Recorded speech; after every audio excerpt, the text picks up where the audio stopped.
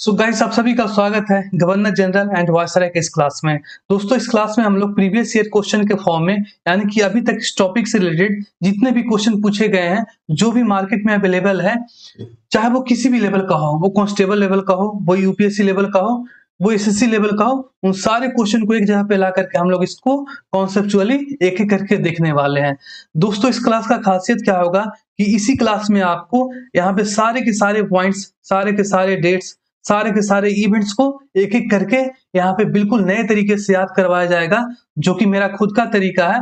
आपको ये तरीका कहीं पे भी नहीं मिलने वाला है और वो बिल्कुल कोई उल्लू जुल्लू ट्रिक वाला नहीं होगा, सड़क छाप ट्रिक वाला नहीं होगा। वो बिल्कुल साइंटिफिक तरीका होगा, जिससे कि आप लोग सारे के सारे चीज को याद कर लें और बार बार उसको रट्टे मारने की जरूरत नहीं पड़े। कुछ पॉइंट्स है दोस्तों, उसको हम लोग देख लेते हैं, उसके बाद हम लोग क्वेश्चन पे आएंगे सीधे। पहला पॉइंट कि सर ये सिलेबस जो है वो कैसे कवर होगा। तो सिलेबस प्रीवियस ईयर क्वेश्चन के फॉर्म में होगा, उसके साथ में जो भी कॉन्सेप्ट्स रहेंगे सारी चीजों को हम लोग याद करेंगे।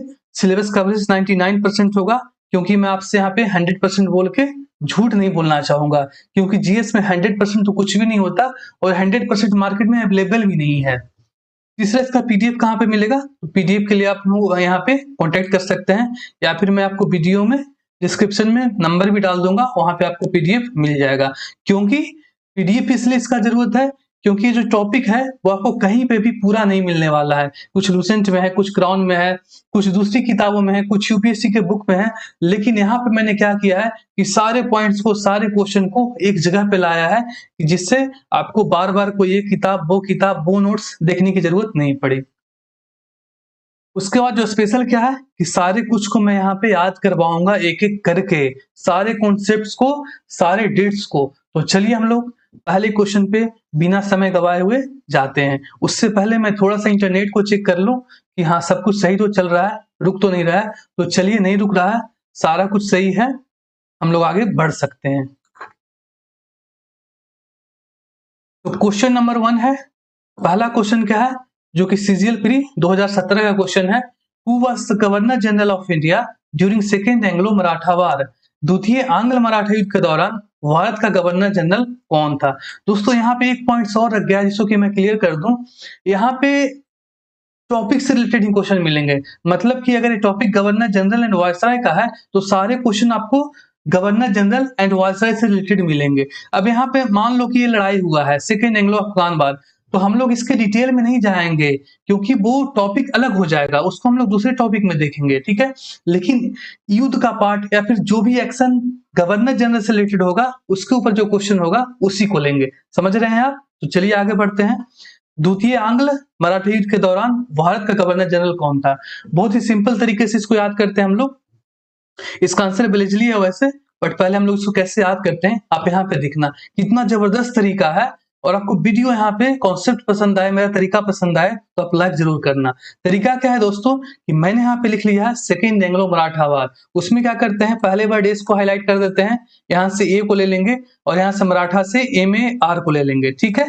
तो आपको यहाँ पे S A M A R समर एक वर्ड बन जाएगा, ठीक है। अब यहाँ पे मराठा से एम ए आर ले लिए हैं, तो आपको कोई कंफ्यूजन भी नहीं होगा कि सर यहाँ पे सेकेंड एंग्लो मैसूर भी हो सकता है या फिर कुछ भी हो सकता है, क्योंकि मैंने यहाँ पे एम ए आर ले लिया है, ठीक है। तो मराठा में एम ए आर आता है, यहाँ से एस और यहाँ से ए, तीनों को मिला दिए तो क्या वर्ड बन गया, समर। और समर किसको बोलते हैं? तो समर बोलते हैं हम लोग गर्मी को, ठीक है। अब स्पेलिंग पे यहाँ पे नहीं जाना है दोस्तों, क्योंकि यहाँ पे हम लोग स्पेलिंग का कोर्स या फिर इंग्लिश का कोर्स नहीं, कोर्स पे नहीं जा रहे हैं। यहाँ पे मैं जीएस को एक बिल्कुल अलग तरीके से याद करना है, इसीलिए हम लोग समर को यहाँ पे गर्मी पढ़ेंगे, ठीक है, ये वाला समर पढ़ेंगे। अब इंडिया में जो समर होता है दोस्तों, वो कब से कब तक होता है? तो आप बोलेंगे कि सर फरवरी तक तो ठंडी रहती है, मार्च में गर्मी फील होता है, उसके बाद मई तक गर्मी रहता है, क्योंकि जून आधे से तो बारिश का महीना आ जाता है। मतलब कि मार्च से लेकर के मई तक गर्मी रहता है टेक्निकली, ठीक है। तो मार्च कौन सा महीना होता है? कैलेंडर का तीसरा महीना होता है। और मई कौन सा महीना होता है? तो पांचवा महीना होता है। तो 3 से 5, ठीक है। तो यही डेट आपको ध्यान में रखना है दोस्तों कि 3 से 5 में ये लड़ाई हुआ था। अब आगे में यहाँ पे आप सोच सकते हैं कि सर यहाँ पे 17 भी लगा सकते हैं, 18 भी लगा सकते हैं, उसमें कंफ्यूजन हो जाएगा। तो दोस्तों वहां पे बिल्कुल कंफ्यूजन नहीं होगा, क्योंकि अगर हम लोग आगे में यहाँ पे 17 लगा देंगे तो क्या होगा कि 1703 बन जाएगा, और 1703 में गवर्नर जनरल ऑफ इंडिया का कॉन्सेप्ट ही नहीं था। पहली बार 1772 में गवर्नर जनरल ऑफ बंगाल बनाया गया था वॉरेन हेस्टिंग को। तो इसलिए 1772 से पहले, एक सेकेंड में यहाँ पे इसको चार्ज कर लूं। हाँ हाँ जी, तो मैं क्या बता रहा था यहाँ पे, डिस्चार्ज हो गया था कि मेरा कैमरा, तो उसको मैं यहाँ पे चार्ज कर लिया। Sorry for disturbance. तो मैं क्या बता रहा था यहाँ पे कि 17 यहाँ पे आएगा नहीं, क्योंकि 1703 में एक क्वेश्चन बनेगा ही नहीं, वो क्वेश्चन ही गलत हो जाएगा। ठीक है, तो 1803 ही आएगा, और 1903 भी नहीं आएगा दोस्तों। 1903 क्योंकि काफी लेट हो जाएगा, उस समय आजादी का लड़ाई मीन्स गांधी जी वगैरह से पहले जो भी आजादी का लड़ाई था वो शुरू हो गया था। तो वहां पे इस तरह का जो सेकेंड एंग्लो मराठा वार वगैरह कॉन्सेप्ट नहीं था, तो आपको यहाँ पे 18 ही लिखना पड़ेगा। एग्री होंगे आप? ठीक है, तो 1803 से 5, 3 से 5 मैंने कैसे लाया, तो सबसे इंपॉर्टेंट आपको 3 से 5 है, ध्यान में रखना है। सेकेंड एंग्लो मराठा वार, यहाँ से एस, यहाँ से एंग्लो से ए और मराठा से ए में यार समर बन गया। समर मतलब गर्मी। गर्मी कब से कब तक होता है? मार्च से मई तक। मार्च से मई कौन सा महीना? तो 3 से 5। ठीक है, याद रहेगा, बिल्कुल याद रहेगा। और यहाँ पे एक चीज और मैं आपको बता दूं कि एक ही क्वेश्चन में बहुत सारे कॉन्सेप्ट को मैं याद नहीं करवा सकता, क्योंकि वो आप कंफ्यूज हो जाएंगे। ठीक है, तो उसके लिए आप बेच करेंगे, आप पेशेंस रखेंगे, आपको सारे पॉइंट्स को याद करवा दिया जाएगा। जैसे कि विलेजली का जो टाइम पीरियड है मैं आपको आगे याद करवाऊंगा। यहाँ पे मैंने आपको केवल सेकेंड एंग्लो मराठा वार का टाइम पीरियड याद करवाया। अच्छा, एक पॉइंट और हो सकता है कि बिजली को यहाँ पे कैसे याद रखेंगे, तो यहाँ पे वेल है और यहाँ पे जली है। तो वेल मतलब कुआं बोल सकते हैं। अच्छा, स्पेलिंग गलत है, मैं फिर से बता रहा हूँ, स्पेलिंग पे नहीं जाएंगे दोस्तों, बोलने के जो प्रोनाउंसिएशन होता है उस तरीके से सीखेंगे। तो वेल मतलब कुआं, और यहाँ पे जली, वेल जली। कुएं कब जलते हैं? कुएं से पानी कब सूख जाते हैं? तो आप बोलेंगे सर गर्मी में कुएं से पानी सूखने लगते हैं। तो इस तरीके से आप समर, सेकेंड एंग्लो मराठा पर गर्मी को, और यहाँ पे कुएं से पानी वेल जली, इस तरीके से उसको रिलेट कर लेंगे। तो यहाँ पे वेलेजली का आपको आंसर ध्यान में रहेगा। उसके बाद ये जो इसका टाइम पीरियड है उसको हम लोग आगे क्वेश्चन में देखेंगे। तो बढ़ते हैं हम लोग दूसरे क्वेश्चन में। दूसरा क्वेश्चन कौन सा है? Who was the viceroy of India during the third Anglo Afghan war? तृतीय आंग्ल अफगान युद्ध के दौरान भारत का वायसरॉय कौन था? कैसे याद करते हैं दोस्तों इसको? बहुत ही सिंपल है।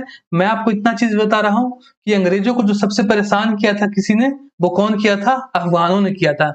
मतलब कि अंग्रेज कभी भी अफगान को कंप्लीटली जीत नहीं पाए थे, यानी कि सबसे लास्ट में वो अफगानों को से ही, यहाँ पे थर्ड एंग्लो अफगान वार है, यानी कि सबसे लास्ट में वो थर्ड एंग्लो अफगान वार के समय वो अफगान से हार करके बाहर हो गए थे। मतलब कि अफगान उनको बहुत परेशान किया था और वो लास्ट तक लड़ते रह गए थे। ये पॉइंट आपको ध्यान में रखना है। और यहाँ पे क्या होता है दोस्तों कि यहाँ पे जो थर्ड एंग्लो अफगान वार था, ये जो एंग्लो अफगान वार था उसका लास्ट वार था, और यहीं पे अफगान को इंडिपेंडेंस मिल जाता है और अंग्रेज वहां से भाग जाते हैं। तो आपको बस यहाँ पे एक कॉन्सेप्ट को ध्यान में रखना है, एआई। एआई, अफगान को इंडिपेंडेंस कौन सा मिला था? तो अफगान का जो लास्ट लड़ाई था, तीसरा वाला, थर्ड वाला, उसमें एआई का कॉन्सेप्ट कहाँ पे आएगा? यहीं पे आएगा।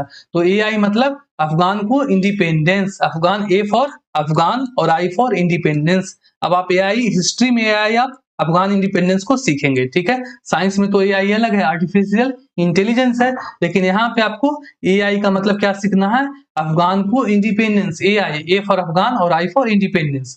यहाँ पे आपको एक चीज ध्यान में रखना है कि जो एआई होता है उसका अल्फाबेटिकल पोजीशन क्या होता है? तो ए का 1 होता है और आई का 9 होता है। तो एआई याद में रखेंगे, अफगान को इंडिपेंडेंस मिला था इस लड़ाई में, उसके साथ में यहाँ पे एआई से आपको 19 नंबर भी याद आ जाएगा। क्यों याद रखना इसको? क्योंकि 1919 में ही क्या हुआ था? ये लड़ाई हुआ था, और 1919 में ही लड़ाई खत्म हो गया था। ऐसे ध्यान में रखेंगे। ठीक है, एक बार देखते हैं फिर से थर्ड एंग्लो अफगान वार। यहाँ पे क्या हुआ था कि अफगानों को इंडिपेंडेंस मिल गया था, यानी कि अंग्रेज वहां से हार करके परेशान होकर के भाग गए थे।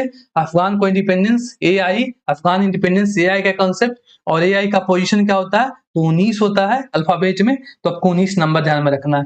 आप बोल सकते हैं कि सर 19 तो मैंने याद में रख लिया, लेकिन 1719 भी हो सकता है। तो मैं आपको बता दूं कि 1719 में वायसराय का कॉन्सेप्ट ही नहीं था, तो एक क्वेश्चन बनेगा नहीं। आप यहाँ पे 1819 लिख सकते हैं, लेकिन क्यों यहाँ पे 1819 नहीं लिखेंगे? कैसे ध्यान में रखेंगे? क्योंकि मैंने आपको पहले ही बताया कि अफगान जो थे वो अंग्रेजों को सबसे ज्यादा परेशान किए थे और अपनी लड़ाई को सबसे लास्ट तक ले गए थे। तो लास्ट मतलब कि 1919 गांधी जी वगैरह आ गए थे, सबसे लास्ट में चला गया था मैटर। तो इस तरीके से आपको 1919 को ध्यान में रखना है। 19 कहां से आया? तो एआई से आया, अफगान इंडिपेंडेंस से आया।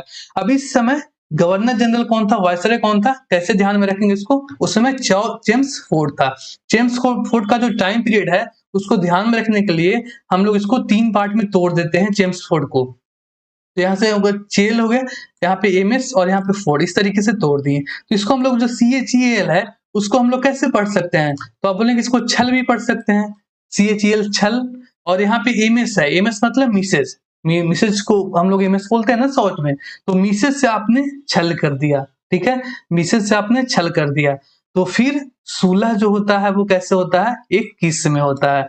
मिसेज से आपने यहाँ पे छल कर दिया तो 16 21 में। तो 16 से यहाँ पे 16 नंबर को रखेंगे और 21 से आप लोग यहाँ पे 21 को ध्यान में रखेंगे, यानी कि 16 से 21 में जेम्स फोर्ड रहा था। तो कौन सा 16 होगा? 1916 होगा, क्योंकि मैंने आपको बताया था कि 1919 में ही थर्ड एंग्लो अफगान वार था और उस समय जेम्स फोर्ड था, ठीक है। तो यहाँ पे 1716 तो ऐसे भी नहीं आएगा क्योंकि उस समय वायसराय वगैरह का कॉन्सेप्ट ही नहीं था। 1816 से आप कंफ्यूज कर सकते हैं, लेकिन 18 वाला नहीं आएगा क्योंकि मैंने आपको बताया कि लड़ाई सबसे लास्ट में गया था, यानी कि 19 तक चला गया था, ठीक है। तो आपको इस तरीके से ध्यान में रखेंगे। एग्री? तो इसका आंसर क्या होगा? James Ford. और इसमें कौन सा ट्रीटी हुआ था? रावलपिंडी का ट्रीटी हुआ था अफगानों के साथ में, और अंग्रेज को वहां से अफगान को खाली करना पड़ा था, ठीक है।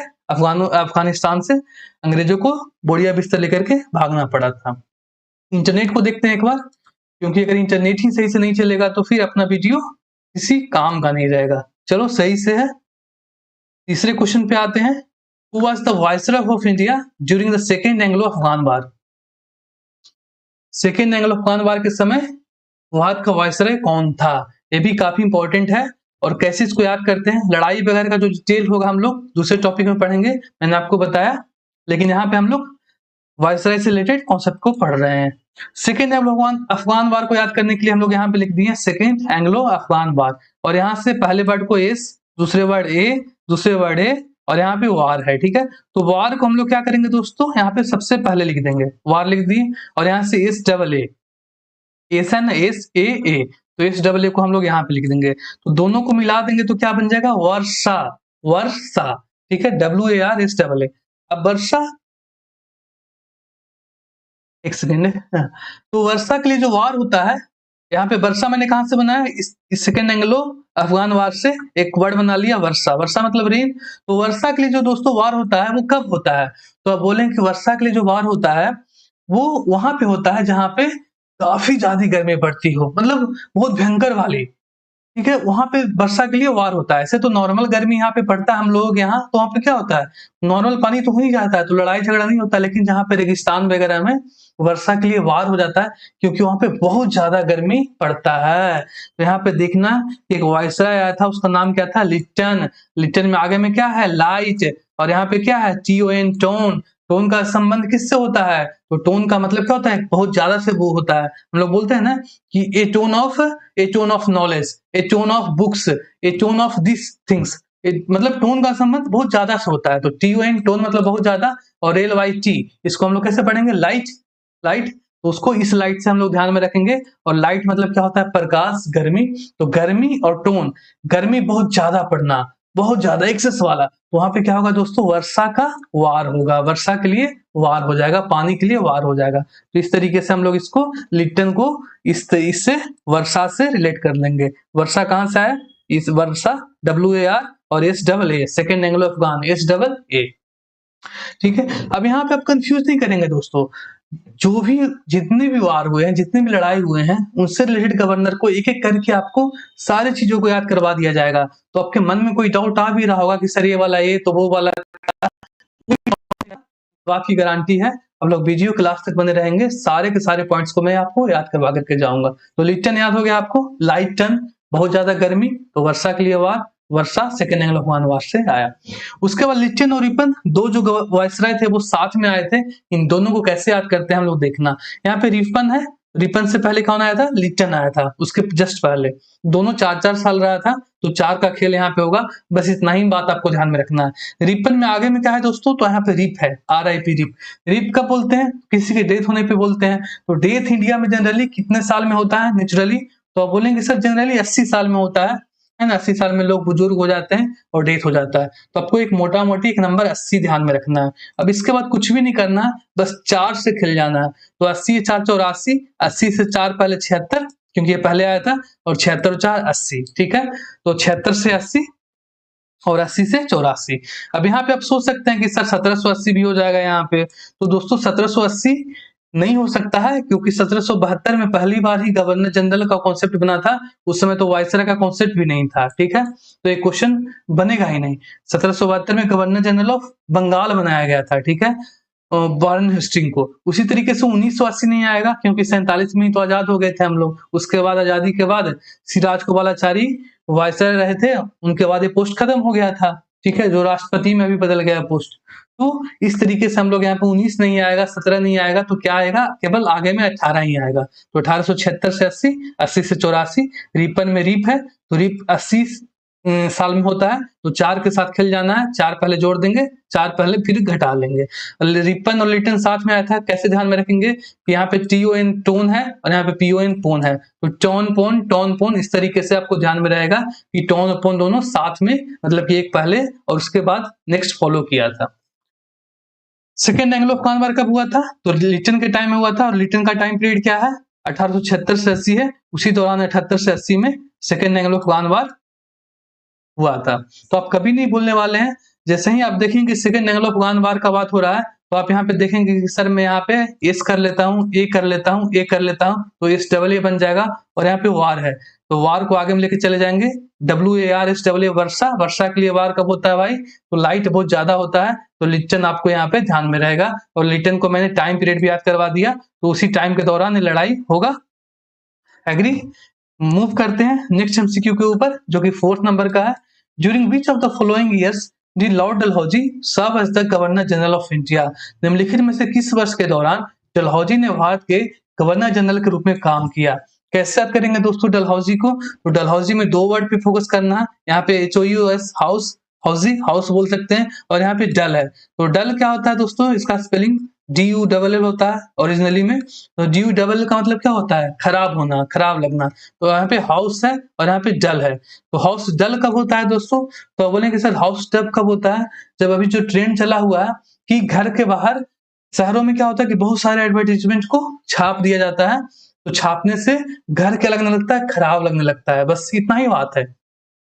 यहाँ पे देखना 48 है, ठीक है, 48 को ऐसे लिख दिया हम लोगों ने। यहाँ पे AD ऐड है और यहाँ पे टॉल है, तो टॉल मतलब लंबा लंबा बड़ा बड़ा ऐड, बड़े ऐड, और यहाँ पे 56 छापना, तो बड़े ऐड छापने से घर जो होता है हाउस क्या हो जाता है, डल हो जाता है, तो हाउस डल से यहाँ पे डलहौजी, और टॉल ऐड से यहाँ पे 48 में है, 48 नंबर लिख लिया हम लोगों ने उसको, और यहाँ पे 56 को लिख लिया, तो 48 से 56 तक कौन रहा था, डलहौजी रहा था। अब फिर से वही पॉइंट आएगा दोस्तों कि यहाँ पे 1700 आगे में नहीं लिख सकते हैं, क्योंकि 1748 में गवर्नर जनरल का कॉन्सेप्ट ही नहीं था, पहली बार 73 में आया था, जिसको कि हम लोग याद करेंगे।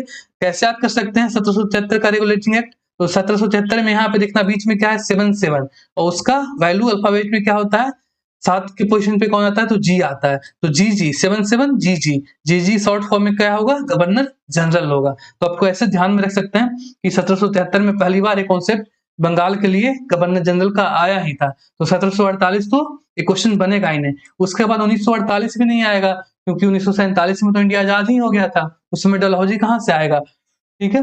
तो बच गया क्या 1848, तो इसलिए यहाँ पे आगे में 18 आएगा, और 48 से 56 को मैंने आपको याद करवा दिया। 48 टॉल एड छापने से हाउस, HOUS से हाउस क्या हो गया, डल हो गया। इस तरीके से लेट कर पाएंगे, तो आंसर क्या होगा इसका 4856।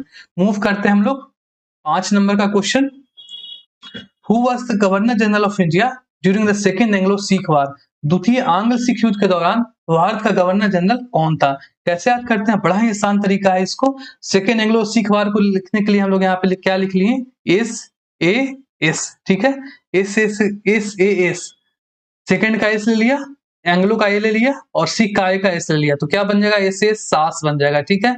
अब सास और यहाँ पे क्या है, वार है, तो सास से वार कब होगा, अभी मैंने आपको पीछे बताया था डलहौजी के लिए कि हाउस डल, यहाँ पे देखना इसमें कि हाउस डल हो गया था टॉल ऐड छापने से, बड़े बड़े ऐड छापने से, तो 48 56 सब तरीके से याद रहेगा। तो घर में आपने क्या किया कि टॉल ऐड 48, टॉल यहाँ पे टी है टॉल, और यहाँ पे ऐड, तो टॉल ऐड आपने छपवा दिया, तो भाई घर क्या हो गया, डल हो गया। घर डल हो जाएगा तो सास क्या करेगी, आपसे लड़ाई करेगी ना, क्योंकि घर पे अधिकार किसका है टेक्निकली, तो सास का ही अधिकार रहता है, ठीक है। लेकिन आपने क्या कर दिया यहाँ पे टॉल ऐड छपवा दिया और हाउस को डलहौजी, डलहौजी मैंने आपको बताया था कि हाउस यहाँ पे HOUSE हाउस, और यहाँ पे DAL से DULL डल ध्यान में रखना है, तो हाउस को डल करवा दिया, इसीलिए सास ने वार कर लिया, तो आपको डलहौजी यहाँ से ध्यान में रखना है, ठीक है। सास कहां से आया, तो मैंने बताया आपको कि यहाँ पे सेकंड का एस, एंग्लो का ए और सिख का एस ले लेंगे तो सास बन जाएगा, ठीक है। तो सास से लड़ाई हो गई क्योंकि आपने घर को, हाउस को डलहौजी, हाउस को आपने डल करवा दिया टॉलेड छपवा करके, बिल्कुल सिंपल है। तो आपको यहाँ से 48 भी ध्यान में रहेगा, टॉलेड 48, 56, डलहौजी, सास, इन सभी चीजों को आपको बस एक बार देखना है, एग्जाम हॉल में चुटकी बजाते ही क्लिक करेगा ऐसे कि अब जा करके जैसे ही सेकंड एंग्लो सीख वार देखेंगे तो आपको पहले 3 वर्ड से यहाँ पे सास ध्यान में आएगा, वार क्यों हुआ था, आपने क्या किया टॉलेट छपवा दिया 48, छपवा दिया 56 से 56 आपको ध्यान में रहेगा, तो ऐसे ध्यान में रखेंगे। अभी लड़ाई कब हुआ था इसको भी ध्यान में रखेंगे कि सास से वार, सेकंड एंग्लो सीख वार, तो सास बना लिया हम लोगों ने। सास से वार कब होता है, जब अड़ जाने पे होता है ना, आप गलती करते हैं फिर नहीं भी करते हैं लेकिन अड़ जाने पे क्या होते हैं, सास से बाहर होना होता है। कब होता है सास से बाहर, तो अड़ने पे होता है, तो अड़ से आप है 48 को ध्यान में रखेंगे, और 48 से 49 एक साल लड़ाई चल रहा था, 2 लड़ाई है सीख वार का, दोनों एक ही साल चला था, ठीक है। तो यहाँ पे आपको 1 साल यानी कि ड्यूरेशन में ज्यादा दिमाग भी नहीं लगाना पड़ेगा, तो 1848 से 49 हो जाएगा, जो कि डलहौजी के टाइम पीरियड के बीच में ही ये लड़ाई हुआ था। बिल्कुल क्लियर हो गया आपको। मूव ऑन करते हैं हम लोग क्वेश्चन नंबर 6 पे।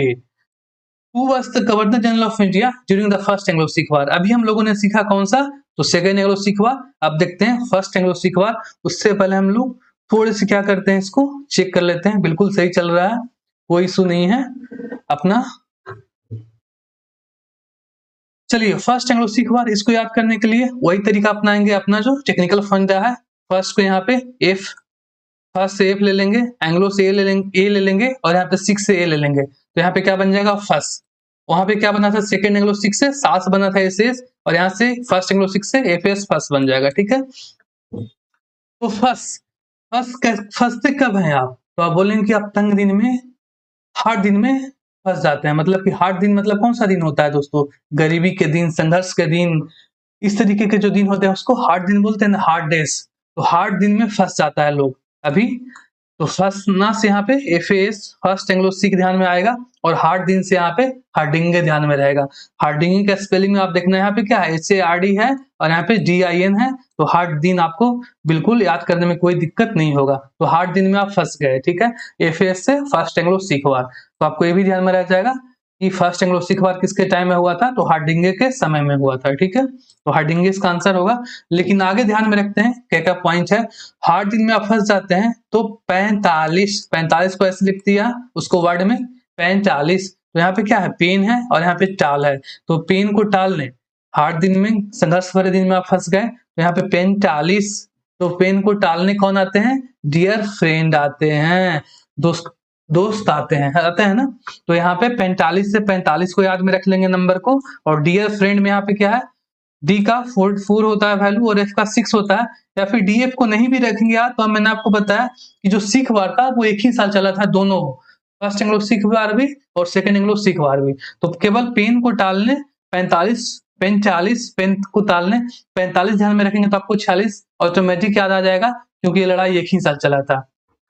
तो 1845 से 46 में लड़ाई चला था, और उस समय जो गवर्नर जनरल था वायसराय था, उसको कैसे याद करते हैं अब यहाँ पे देखना, ठीक है। बहुत ही शानदार सा ट्रिक है, बहुत ही साइंटिफिक है, कैसे याद रखेंगे इसको, यहाँ पे देखना कि लॉर्ड हार्डिंगे फर्स्ट लिख दिया, ठीक है। इसके टाइम पीरियड को याद करना है, तो आपको कैसे ध्यान में रखेंगे इसको, हार्डिंगे फर्स्ट के टाइम पीरियड को मैं आपको यहाँ पे बता रहा हूँ कि यहाँ पे देखना, यहाँ पे क्या है, हर, और यहाँ पे क्या है, दिन है, तो हर दिन, और यहाँ पे क्या है, एक है ना, तो एक क्या है, डंडे के जैसा खड़ा हुआ है एक, तो हर दिन डंडा क्यों पड़ता था भाई आपको, हर दिन, यहाँ पे हार्डिंगे में हर और आगे यहाँ पे बीच में दिन, और यहाँ पे एक मतलब डंडा, एक डंडा। तो हर दिन आपको डंडा क्यों पड़ता था भैया? तो हर दिन डंडा इसलिए पड़ता था क्योंकि आप हर दिन हिन, इसका जो नाम था दोस्तों हार्डिंगे 2 हुआ है, इसलिए यहाँ पे 1 और 2 करके ऑप्शन में आते हैं। तो यहाँ पे जो पहले वाले हार्डिंगे है उसका नाम था हेनरी हार्डिंगे। कभी कभी क्वेश्चन में अभी न्यू ट्रेंड चला है कि हार्डिंगे फर्स्ट नहीं लिख करके हेनरी हार्डिंगे लिख दिया जाता है, तो लोग क्या करते हैं कंफ्यूज हो जाते हैं। इसलिए कंफ्यूज नहीं करना है आपको, मैंने पहले ही बता दिया कि इसका पहला पूरा नाम क्या था, हेनरी हार्डिंगे। तो हर दिन उसको डंडे क्यों पड़ते थे, एक मतलब डंडे, क्योंकि वो यहाँ पे हेनरी में आगे में क्या है हेन, तो वो यहाँ पे क्या है हर, और यहाँ पे दिन है, तो हर दिन वो हेन मतलब क्या होता है चिकन, तो चिकन चावल खाने के लिए अड़ता था, हर दिन वो चिकन चावल खाने के लिए अड़ता था।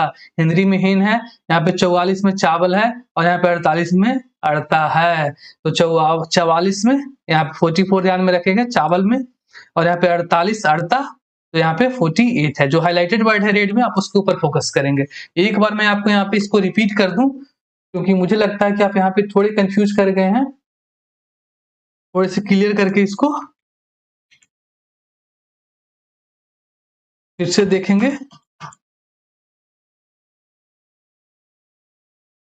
मैंने क्या बताया कि हार्डिंगे में क्या है, हार्ड दिन है, तो हार्ड दिन मतलब संघर्ष के दिन में फंस जाते हैं। फंसना से ध्यान में रहेगा कि फर्स्ट एंग्लो सिखवार का शॉर्ट में हम लोग एफएस लिख दिए थे, तो आपको ये दिनों को तो याद करने में कोई कंफ्यूजन नहीं होगा। फंस जाते हैं तो पेन को टालने डीएफ, दोस्त डियर फ्रेंड आते हैं, तो पेन 40, पेन को टालने 45 में क्या है पेन चाल है, तो 45 नंबर आपको इसमें ध्यान में रखना है। और डीएफ का वैल्यू क्या होता है 46 होता है अल्फाबेट में, डी चौथे नंबर पे आता है, एफ 6 नंबर पे आता है, तो आपको 45 से 46 एक साल लड़ाई चला था, ध्यान में रहेगा। उसके बाद हार्डिंगे फर्स्ट, उस समय कौन था गवर्नर जनरल, वायसराय कौन था वहां, उस समय गवर्नर जनरल हार्डिंगे फर्स्ट था। तो इसको याद करने के लिए मैंने क्या बताया कि हार्डिंगे फर्स्ट का स्पेलिंग में यहाँ पे क्या है, एक डंडा है खड़ा सीधा सा, और यहाँ पे हर दिन है, तो हर दिन डंडे क्यों पड़ता था, क्योंकि यहाँ पे हेन का क्या है, हेन मतलब चिकन, और यहाँ पे क्या है चावल, तो हर दिन हार्डिंगे में यहाँ पे हर, और यहाँ पे दिन, हर दिन आप चिकन और चावल के लिए अड़ जाते थे। जो हाईलाइटेड वर्ड है रेड में उसके ऊपर फोकस करेंगे। तो 44 में यहाँ पे 44 उसका संख्या लिख दिए, 48 में 48 रख दिए, तो 444 से 48 आपको इसका टाइम पीरियड भी ध्यान में रहेगा। 1744 नहीं होगा दोस्तों, क्योंकि 1744 में गवर्नर जनरल का कॉन्सेप्ट ही नहीं था, और 1944 तो काफी लेट हो जाता है, उस समय लिथगो था लास्ट में आजादी के समय, तो काफी दूर चला गया। तो इस तरीके से हार्डिंगे फर्स्ट को ध्यान में रखेंगे। मूव ऑन करते हैं 7 नंबर के ऊपर। Who introduced the इजारादारी system according to the which the right to collect revenue was given to highest bidder for period of 5 year। इजारादारी प्रणाली किसने शुरू की थी, छोटा सा क्वेश्चन है, कैसे याद रखेंगे, एक ही चीज में हम लोग यहाँ पे 3 कॉन्सेप्ट को याद करने वाले हैं, आईबी, जीबी और बीबी। 3 चीजों पे फोकस करेंगे, आईबी, जीबी, बीबी। क्यों करेंगे अभी देखना, कितनी आसानी से याद होता है। आईबी का अल्फाबेट में पोजीशन, आई का 9, बी का 2, 1 में नंबर। रीजनिंग में आप लोगों ने सीखा होगा अल्फाबेटिकल पोजीशन, तो जो लोग यहाँ पे कंफ्यूज कर रहे होंगे वो एक बार ए से जेड तक लिखेंगे और उनके ऊपर नंबर चिपकाएंगे, ए 1 नंबर पे, बी 2 नंबर पे, सी तीसरे नंबर पे।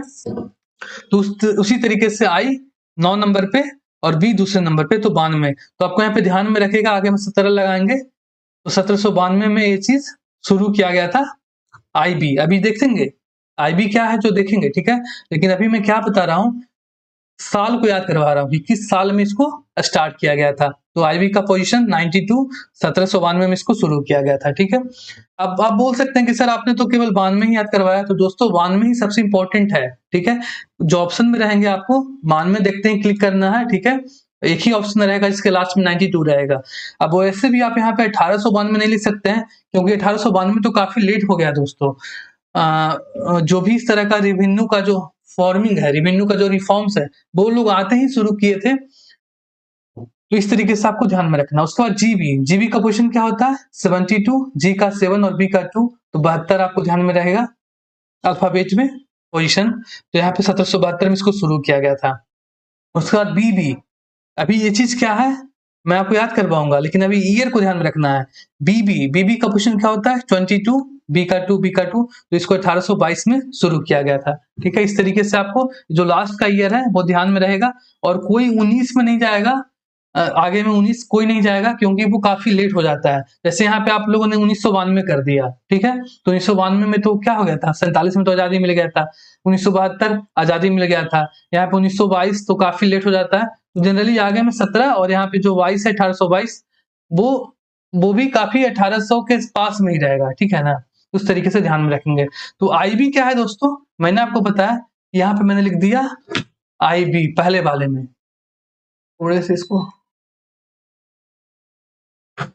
आईबी। अब ध्यान में क्या रखना है, सबसे इंपॉर्टेंट कॉन्सेप्ट शुरू हो रहा है कि आईबी, आईबी में आप अक्सर कब लगते हैं, जब आप रैतवारी, यहाँ पे क्या है रैतवारी है तो रात भर, इसको कैसे पढ़ सकते हैं, रैतवारी रात भर, रात भर मुनरो में आगे में क्या है मन, मन लगा करके रीड करेंगे, अलेक्जेंडर रीड, तो आपको आईबी में नौकरी लग जाएगा। पागलों की तरह पढ़ाई करना है रात भर, तो मैड मद्रास में आगे में क्या है मैड है। यहाँ से क्या क्या याद करना है, सबसे पहले मैंने आपको बताया कि पागलों की तरह मैड होकर के रात भर पढ़ाई करना है, ठीक है।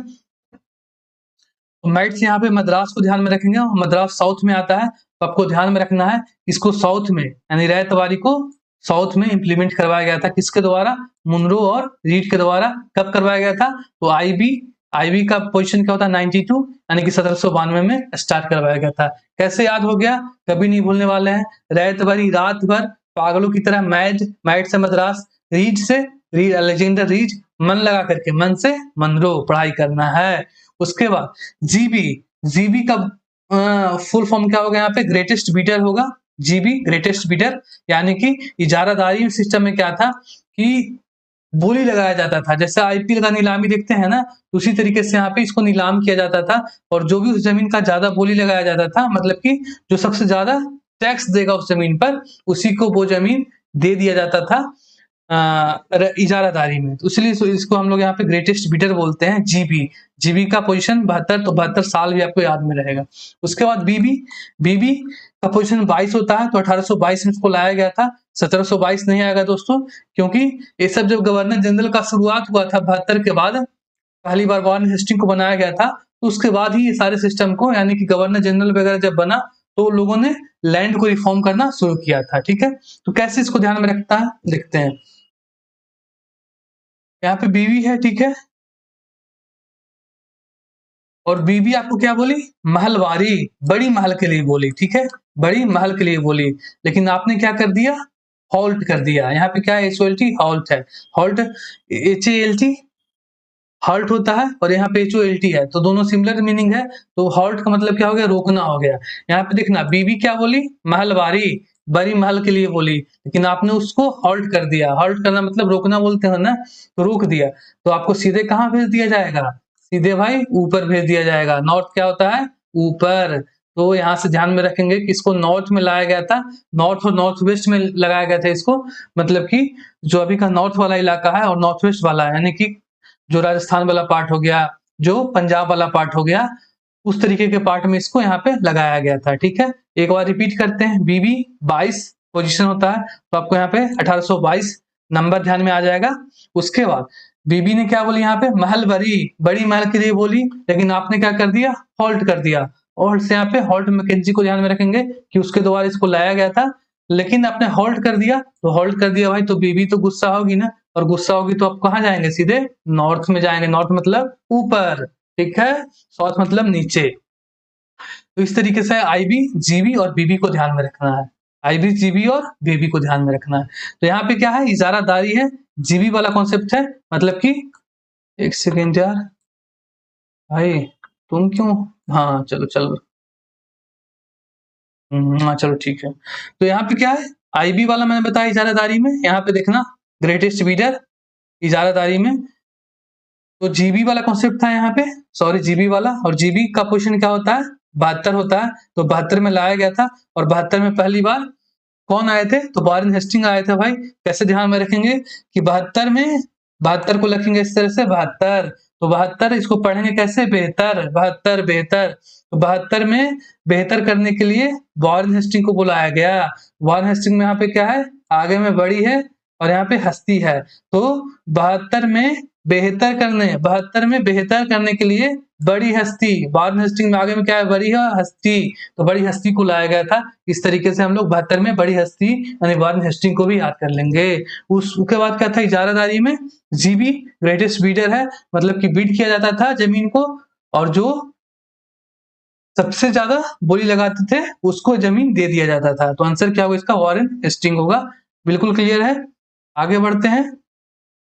इन which of the following region was the ryotwari system primarily implemented during the British rule in India.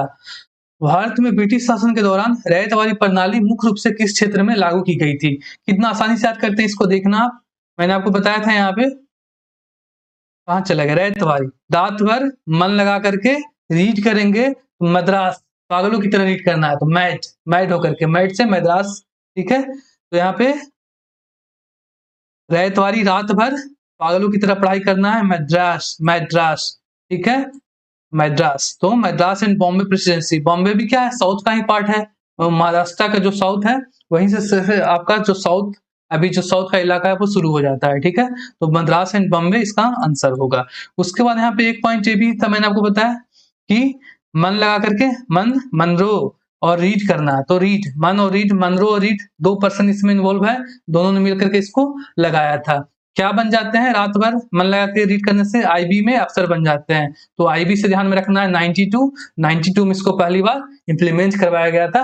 लेकिन कहीं कहीं पे भी ऑप्शन 1820 होता है, क्योंकि जब पहली बार 92 में लगाया गया था तो उस समय जो अलेक्जेंडर थॉमस मुनरो था वो उस समय गवर्नर नहीं था, ठीक है, तो इस तरीके से उसका नाम नहीं हुआ। लेकिन 1820 में वो ऑफिशियली मद्रास का गवर्नर बन गया।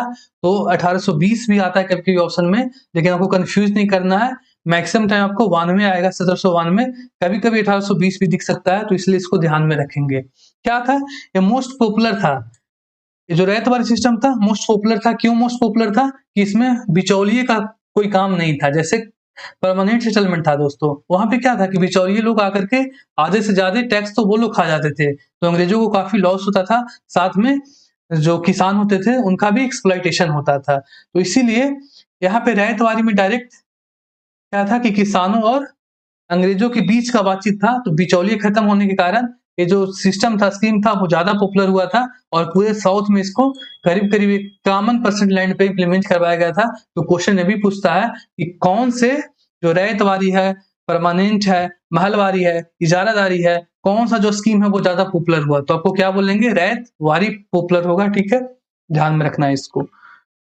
जीबी वाला कॉन्सेप्ट बताया था, जीबी 72 का पोजिशन होता है इजारादारी में, मतलब कि ग्रेटेस्ट बीडर जीबी। वॉरेन हेस्टिंग के समय था, मैंने आपको वॉरेन हेस्टिंग का टाइम पीरियड भी याद करवा दिया पीछे क्वेश्चन में। बढ़ते हैं नेक्स्ट एमसीक्यू, जो कि 9 नंबर का है। Who among the following was were associated with the introduction of ryotwari settlement in India during British rule. Ryotwari में मैंने आपको बताया कि रात भर मन लगा करके रीड करना है, तो मन से यहाँ पे मनरो और रीड से अलेक्जेंडर रीड, तो दोनों व्यक्ति का नाम इसमें होगा, आंसर क्या होगा 2 and 3 ओनली। कॉर्नवालिस किसमें है, परमानेंट सेटलमेंट में, आगे देखेंगे। 10 number, with reference to Ryotwari settlement consider the following statement. UPSC prelims का क्वेश्चन है, इसका जो हिंदी वर्जन है मैंने यहाँ पे लिख दिया है, और इसका इंग्लिश वर्जन यहाँ पे है, क्योंकि एक ही स्लाइड में दोनों नहीं आ रहे थे। यूपीएससी का क्वेश्चन है, थोड़ा सा देख लेते हैं। रैयतवाड़ी मैंने आपको क्या बताया था कि रैयतवाड़ी ज्यादा पॉपुलर हुआ था क्योंकि उसमें बिचौलिए नहीं थे। The rent was paid directly by the peasant to the government, ठीक है, तो बिल्कुल सही है कि इसमें बिचौलिए नहीं थे, डायरेक्टली गवर्नमेंट और पीजेंट्स यानी किसानों के बीच का बातचीत था, तो एक सही होगा। The government gave the pattas to the ryot, रैयत किसको बोलते हैं, किसान को बोलते हैं, और पट्टा जो खेत का टुकड़ा हुआ, तो वही जो खेत का टुकड़ा था वो डायरेक्टली रैयत यानी कि किसानों को दे दिया जाता था, ये भी सही है। तीसरा, the land were surveyed and assessed before being tax, बिल्कुल सही है दोस्तों, क्योंकि लैंड को अगर सर्वे नहीं करेंगे तो उस पर टैक्स कितना लगाना है वो पता नहीं चलेगा, तो सर्वे एंड टैक्स भी करते थे रैयतवाड़ी में, उसके बाद देते थे कि हाँ भाई ये लैंड इतना फर्टाइल है तो ज्यादा टैक्स लगाएंगे, ये चलो ये जो लैंड है वो थोड़ा सा खराब है तो थोड़ा बहुत टैक्स कम कर देते हैं, ठीक है। तो इतना सारा चीज इसमें टैक्स वगैरह सर्वे वगैरह किया जाता था, क्योंकि अगर सर्वे नहीं करेंगे तो कितना उपज हुआ क्या हुआ इसका जानकारी कैसे होगा, ठीक है। तो यहाँ पे क्या होगा, सी 1 2 3, ऑल 1 2 3 यार, सभी बिल्कुल सही है, ठीक है। पट्टा क्या होता है? खेत का टुकड़ा होता है। अभी भी देखना कि जो ग्रैंडफादर लोग होते थे वो क्या बोलते हैं? पट्टा ही बोलते हैं। अरे बोलते हैं कि वो मेरा पट्टा है, वो मेरा पट्टा है। खेत को बोलते हैं अभी भी बिहार यूपी में, आप देखना जा करके, ठीक है। 11 नंबर पे आते हैं, इसका आंसर क्या होगा? हिंदी पे वाला, वही पिछला क्वेश्चन है, हिंदी वाला पार्ट है। 11 नंबर क्वेश्चन क्या है? Who introduce the permanent settlement in 1793 in the Bengal presidency with assistant of sir John Shore. Sir John Shore की सहायता से बंगाल प्रेसिडेंसी में किसने अस्थाई बंदोबस्त शुरू किया था? इसको याद करने के लिए बहुत ही सिंपल एक छोटा सा कॉन्सेप्ट है, प्यारा सा है। आप यहाँ पे देखेंगे कि यहाँ पे 93 में लाया गया था इसको, ठीक है। 93 में मैंने इसको हिंदी में से 93 लिख लिया, TIRANB। तो यहाँ पे क्या 93 में? यहाँ पे रनवे है पीछे में, ध्यान में दिख रहे होंगे ना, तो रनवे, 93 रनवे। रनवे क्या होता है? जहां पे हेलीकॉप्टर उड़ता है, तो रनवे पे शोर होता है ना, हेलीकॉप्टर का आवाज होता है, ठीक है। तो यहाँ पे रनवे पे शोर होता है, ठीक है। यार पेन डिसलेक्ट हो गया, मैं फिर से पेन उठा लूं। भाई कौन से कलर का? इस बार डार्क ब्लू लेते हैं, ठीक है। ठीक है, ये चलेगा। तो रनवे पे 93 को रनवे 93 लिख लिया, और यहाँ पे ध्यान में रखना है वर्ड बन रहा है रनवे। तो रनवे पे क्या होता है? शोर होता है, ठीक है। तो रनवे शोर आपको ध्यान में रखेंगे कि सर जॉन शोर की सहायता से इसको लाया गया था। तो कान का जो वॉल होता है, कॉर्नवालिस, कॉर्नवालिस को हिंदी में लिखेंगे इस तरीके से। तो यहाँ पे क्या है? कान है, और यहाँ पे वाल है। यहाँ पे भी देखना इसको कान वाल। तो कॉर्नवालिस, आर साइलेंट हो जाता है इसमें। कॉर्नवालिस जब हम लोग बोलते हैं तो कॉर्नवालिस नहीं बोलते हैं, कॉर्नवालिस बोलते हैं, ठीक है।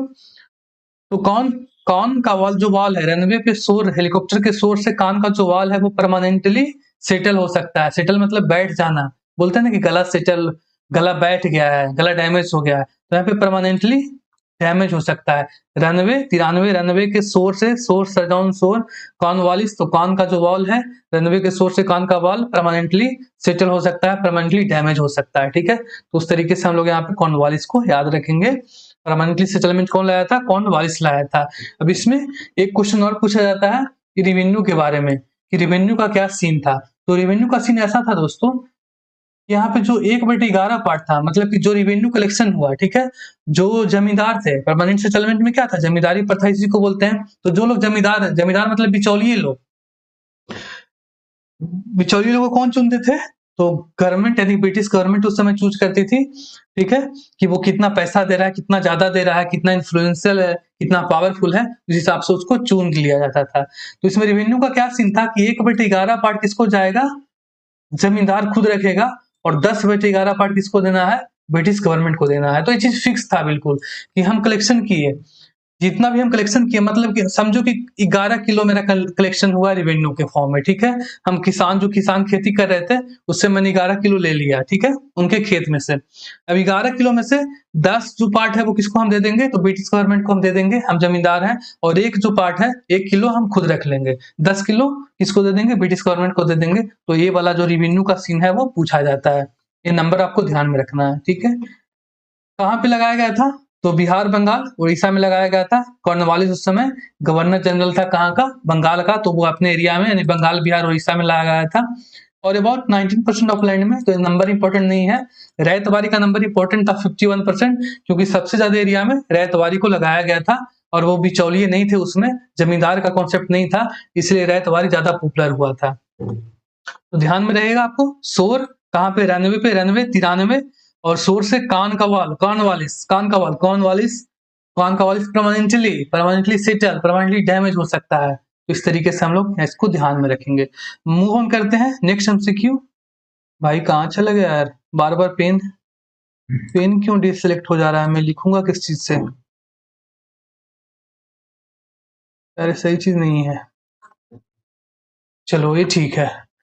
In which of the following region was the Mahalwari system permanently implemented? Mahalwari को कौन से एरिया में लगाया गया था? मैंने आपको बताया था ना, आप यहाँ पे देखना पीछे के स्लाइड्स में, कि मैंने यहाँ पे बीबी वाला कॉन्सेप्ट बताया था। बीबी, बीबी से यहाँ पे पोजीशन 22, यानी कि 22 साल आपको ध्यान में रखना है। 1822 आपको ध्यान में रखेंगे, ये जो लास्ट का 2 नंबर है। 1722 तो आएगा नहीं, क्योंकि 1722 में तो उसमें गवर्नर जनरल वगैरह था ही नहीं, तो रिफॉर्म ब्रिटिश वगैरह करते ही नहीं थे, ठीक है। जब से गवर्नर जनरल का कॉन्सेप्ट शुरू हुआ दोस्तों, तब से जो ब्रिटिश गवर्नमेंट है उनके थ्रू रिफॉर्म लाना इंडिया में शुरू किया, चाहे वो लैंड का रिफॉर्म हो, चाहे वो रेलवे वाला पार्ट हो, डलहौजी वगैरह ना, सारी चीजों को इम्प्लीमेंट किया। तो यहाँ पे बीबी ने क्या बोला था आपको, महल वरी, बड़ी महल के लिए बोला था, लेकिन आपने क्या कर दिया, उसको होल्ड कर दिया। होल्ड मतलब HALT से ध्यान में रखेंगे, HALT हाल्ट रोकना, और यहाँ पे HOLT है, ठीक है, तो उस तरीके से ध्यान में रखेंगे। होल्ड कर दिए नहीं रोक दिए, तो कहाँ चले जाएंगे, बीबी कहाँ भेज देगी आपको, ऊपर। ऊपर मतलब नॉर्थ, तो नॉर्थ और नॉर्थ वेस्ट में इसको लगाया गया था। आंसर क्या होगा इसको, नॉर्थ और नॉर्थ वेस्ट वाले पार्ट में, यानी कि जो आपको उत्तर प्रदेश हो गया, आगरा हो गया, पंजाब हो गया, या फिर MP का कुछ पार्ट हो गया, यहाँ पे ऐसे ध्यान में रखेंगे। एग्री करते हैं इसको। वाइस से यहाँ पे वाइस में हॉट मैकेंजी ने लाया था, काफी हाई टैक्स रेट था इसको, 50 to 80% का टैक्स रेट था। इसलिए क्या हुआ था दोस्तों कि ये जो सिस्टम था इसको बहुत ज्यादा क्रिटिसाइज किया गया, क्योंकि इसमें टैक्स जो था वो काफी हाई था। तो उसके बाद वेंटिक 33 में कौन आया था, वेंटिक था उस समय गवर्नर जनरल, हम लोग इसको याद करेंगे इसके नंबर को। तो वेंटिक ने क्या किया था, इसमें रिफॉर्म किया था कि भाई इतने ज्यादा टैक्स रखे हो तो किसान तो बेचारे मर ही रहे हैं, 80% आप टैक्स ले लोगे तो किसान खाएगा क्या 20% में, तो सही बात है।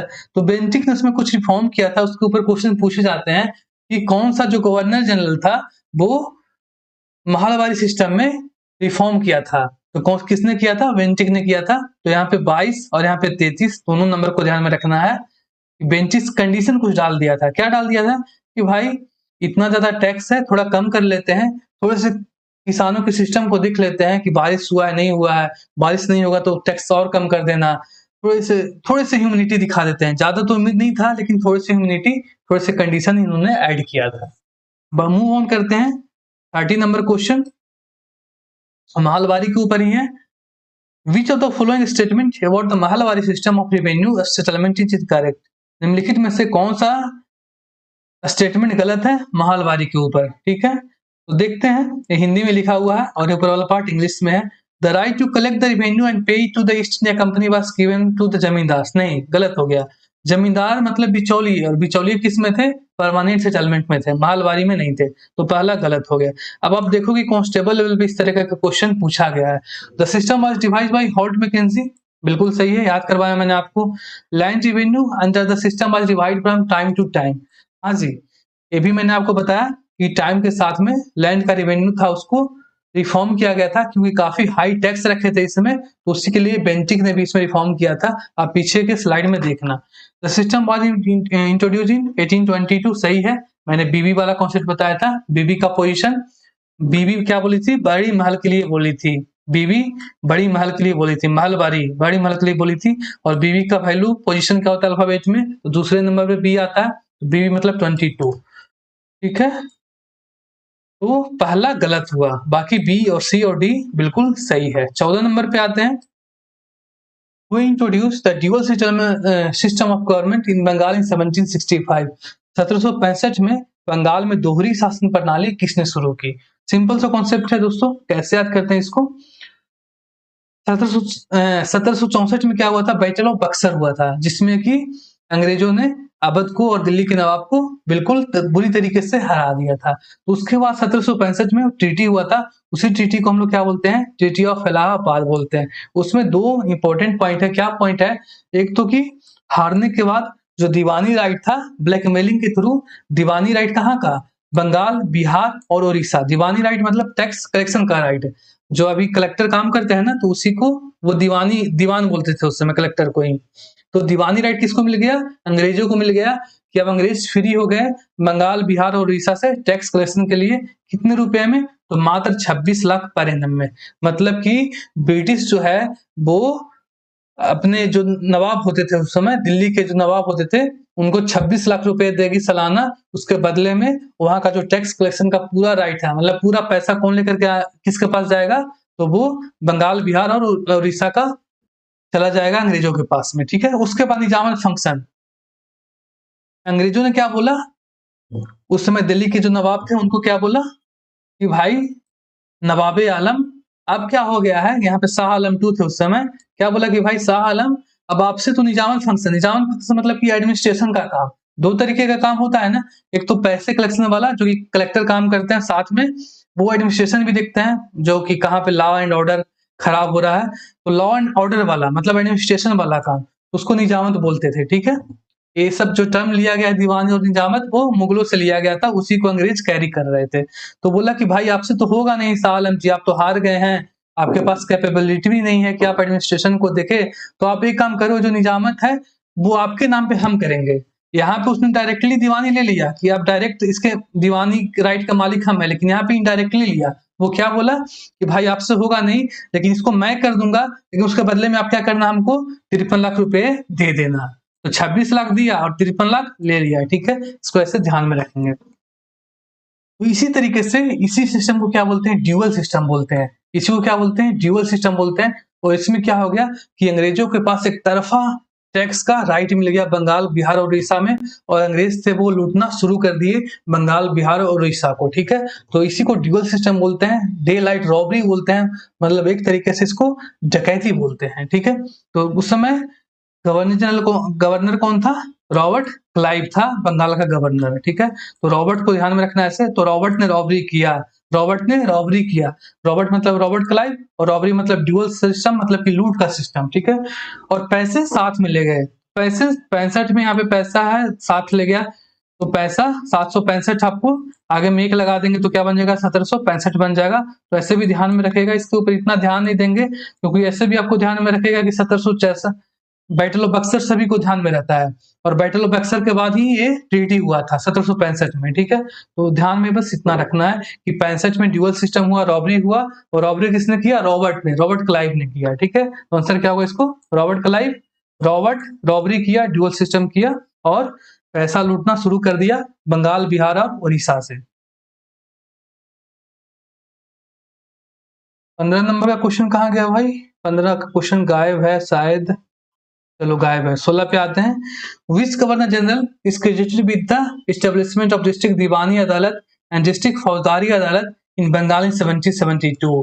बंगाल में जिला दीवानी अदालत और जिला फौजदारी अदालत की स्थापना का श्रेय किस गवर्नर जनरल को दिया जाता है। बहुत ही सिंपल है दोस्तों, इसको याद करना। कैसे याद करते हैं, इसको देखना है यहाँ पे। फौजी, जो हमारे फौजी भाई होते हैं, जो बॉर्डर पे लड़ते हैं, जो आर्मी वाले होते हैं, उनकी दीवानी क्या होती है, पूरी दुनिया होती है, पूरा भारतवर्ष होता है, और बड़े बड़े हस्तियां भी उनकी दीवानी होती है। तो बड़े बड़े हस्ती फौज की दीवानी होते हैं, तो फौजी की दीवानी।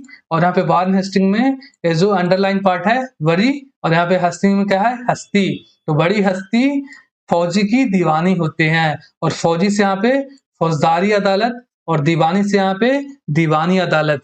तो फौजदारी दीवानी, फौजी की दीवानी, बड़ी हस्ती। तो आंसर क्या होगा इसका, वारन हेस्टिंग के समय में दो तरीके का अदालत लाया गया था, कौन कौन सा, तो एक तो फौजदारी हो गया और एक तो दीवानी हो गया, ठीक है। आंसर वारन हेस्टिंग होगा, क्लियर हो गया आपको। मूव ऑन, इसके बारे में डिटेल पे क्वेश्चन आएगा, ठीक है, हम लोग आगे देखेंगे। तो यहीं पे एक तरीके से सभी को मैं एक्सप्लेन नहीं कर रहा हूँ, क्योंकि इसके ऊपर ये जो पार्ट है इसके ऊपर और भी क्वेश्चन आ गए हैं, तो एक एक करके वहां पे हम लोग एक्सप्लेन कर लेंगे। अब मेमोरी हैक पे ध्यान देते चलना है, ठीक है। मूव ऑन करते हैं क्वेश्चन नंबर 17 पे।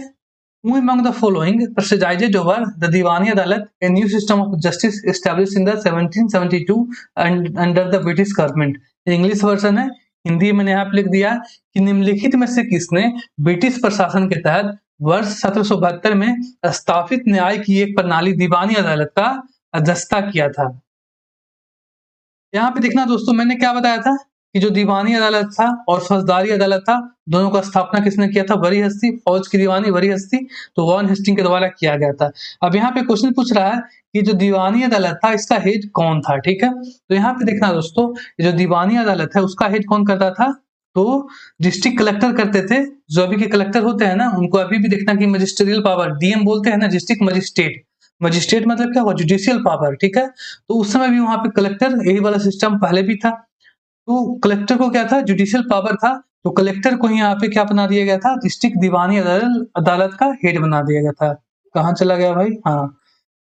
और दीवानी का मतलब क्या होता है, सिविल से रिलेटेड होता है। जैसे आप सिविल कोर्ट होता है ना अभी, तो सिविल कोर्ट में किस लिए जाते हैं, इसी तरह का मैटर जिसमें कि आपको फौजदारी वाला, मतलब लड़ाई झगड़ा वाला, उस तरीके का बात जिसमें क्राइम हो, जैसे गोली चल जाए, कोई किसी का मर्डर कर दिया, उस तरीके का बात नहीं हो, तो उस तरीके का बात कहाँ जाता है, सिविल में चला जाता है। जैसे किसी ने आपके जमीन पे कब्जा कर लिया, ठीक है। भाई कॉल आ गया, इसको इसको कट करते हैं। और चल रहा है यहाँ पे ना, मैं एक सेकंड देख लूँ दोस्तों। हाँ चलो चल रहा है, कॉल आने दो। तो दीवानी का मतलब सिविल वाला राइट, शादी में कुछ दिक्कत हो रहा है आपका, तलाक, डाइवोर्स, इस तरह का चीज कहाँ पे जाता है, दीवानी में जाता है। और फौजदारी मतलब क्राइम वाला चीज, जहाँ पे क्राइम हो जाए, जहाँ पे गोली चल जाए, जहाँ पे कोई किसी का माथा फाड़ दे, कोई किसी को मार दे, तो उस तरीके का चीज फौजदारी में जाता है। तो दीवानी वाला कौन हिट करता था, डिस्ट्रिक्ट कलेक्टर करता था। और फौजदारी वाला कौन हिट करता था, तो इंडियन ऑफिसर करते थे। क्योंकि दोस्तों जो फौजदारी वाला सिस्टम था, जिसमें कि क्राइम होते थे, तो क्राइम का जो नियम कानून था, वो अंग्रेजों ने क्या किया था कि भाई ये बड़ा सीरियस मैटर है, इसमें हम लोग छेड़छाड़ नहीं करते हैं, क्योंकि हम लोगों को इनके समाज के बारे में ज्यादा पता नहीं है, हिंदू और मुसलमानों के बारे में। तो क्या करते हैं कि यहीं के कुछ लोग, जैसे काजी वगैरह होते थे, उस तरीके के लोग जिनको की जानकारी होता था इंडियन लॉ के बारे में, मुस्लिम लॉ के बारे में, उन्हीं को फौजदारी अदालत का हेड बना दिया जाता था। ठीक है, तो कैसे ध्यान में रखेंगे, डिस्ट्रिक्ट दीवानी को डिस्ट्रिक्ट कलेक्टर हेड करते थे। आंसर क्या होगा इसका, यूरोपियन डिस्ट्रिक्ट कलेक्टर हेड करते थे। ठीक है, क्लियर हो गया आपको। दीवानी मतलब सिविल, फौजदारी मतलब लड़ाई झगड़ा वाला चीज, जो कि जिसमें कि सीरियस क्राइम हो। मूव ऑन करते हैं नेक्स्ट एमसीक्यू के ऊपर, जो कि है 18 नंबर का। Which governor general introduce the policy of ring fence to create the buffer zone to safeguard British territories. किस गवर्नर जनरल ने ब्रिटिश क्षेत्रों की सुरक्षा हेतु बफर जोन बनाने हेतु रिंग फेंस की नीति शुरुआत की। बहुत ही सिंपल, इसको याद करना, रिंग फेंस। अभी भी आप देखते हो कि जो बड़ी बड़ी हस्तियां होती है, बड़े सेलिब्रिटी होते हैं, उनके चारों तरफ क्या रहता है, रिंग का फेंस रहता है, सुरक्षा घेरा रहता है। ठीक है, तो बड़ी हस्ती के पास तो सुरक्षा का घेरा रहता है। तो वॉन हेस्टिंग में आगे में क्या है, यहाँ पे बड़ी है जो हाईलाइटेड पार्ट है, और यहाँ पे हस्ती है। तो बड़ी हस्ती के पास में रिंग फेंस रहता है, मतलब सुरक्षा घेरा रहता है। ठीक है, तो आंसर क्या होगा इसका, वन हेस्टिंग होगा। अब थोड़ा सा समझ लेते हैं इसको कि buffer zone to safeguard the British territories.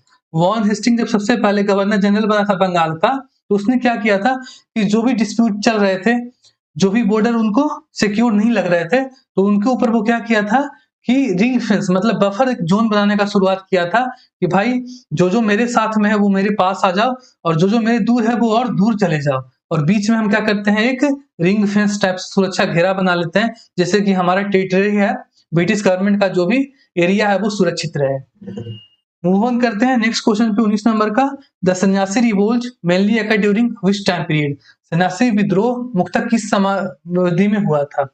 Simple सा आंसर इसको दोस्तों, मैंने आपको पीछे बताया था कि 1765 में बैटल ऑफ बक्सर के बाद 64 में बैटल ऑफ बक्सर हुआ था, और 65 में ट्रीटी ऑफ इलाहाबाद हुआ था, जिसमें कि ड्यूअल सिस्टम हुआ था। ड्यूअल सिस्टम मतलब मैंने आपको बताया था कि डे लाइट रॉबरी, मतलब कि एक तरीके से लीगल वे में आप रॉबरी कर रहे हैं और आपको कोई पकड़ भी नहीं सकता है, क्योंकि आपने उस तरीके से ट्रीटी कर लिया जो शाह आलम II थे उनके साथ में।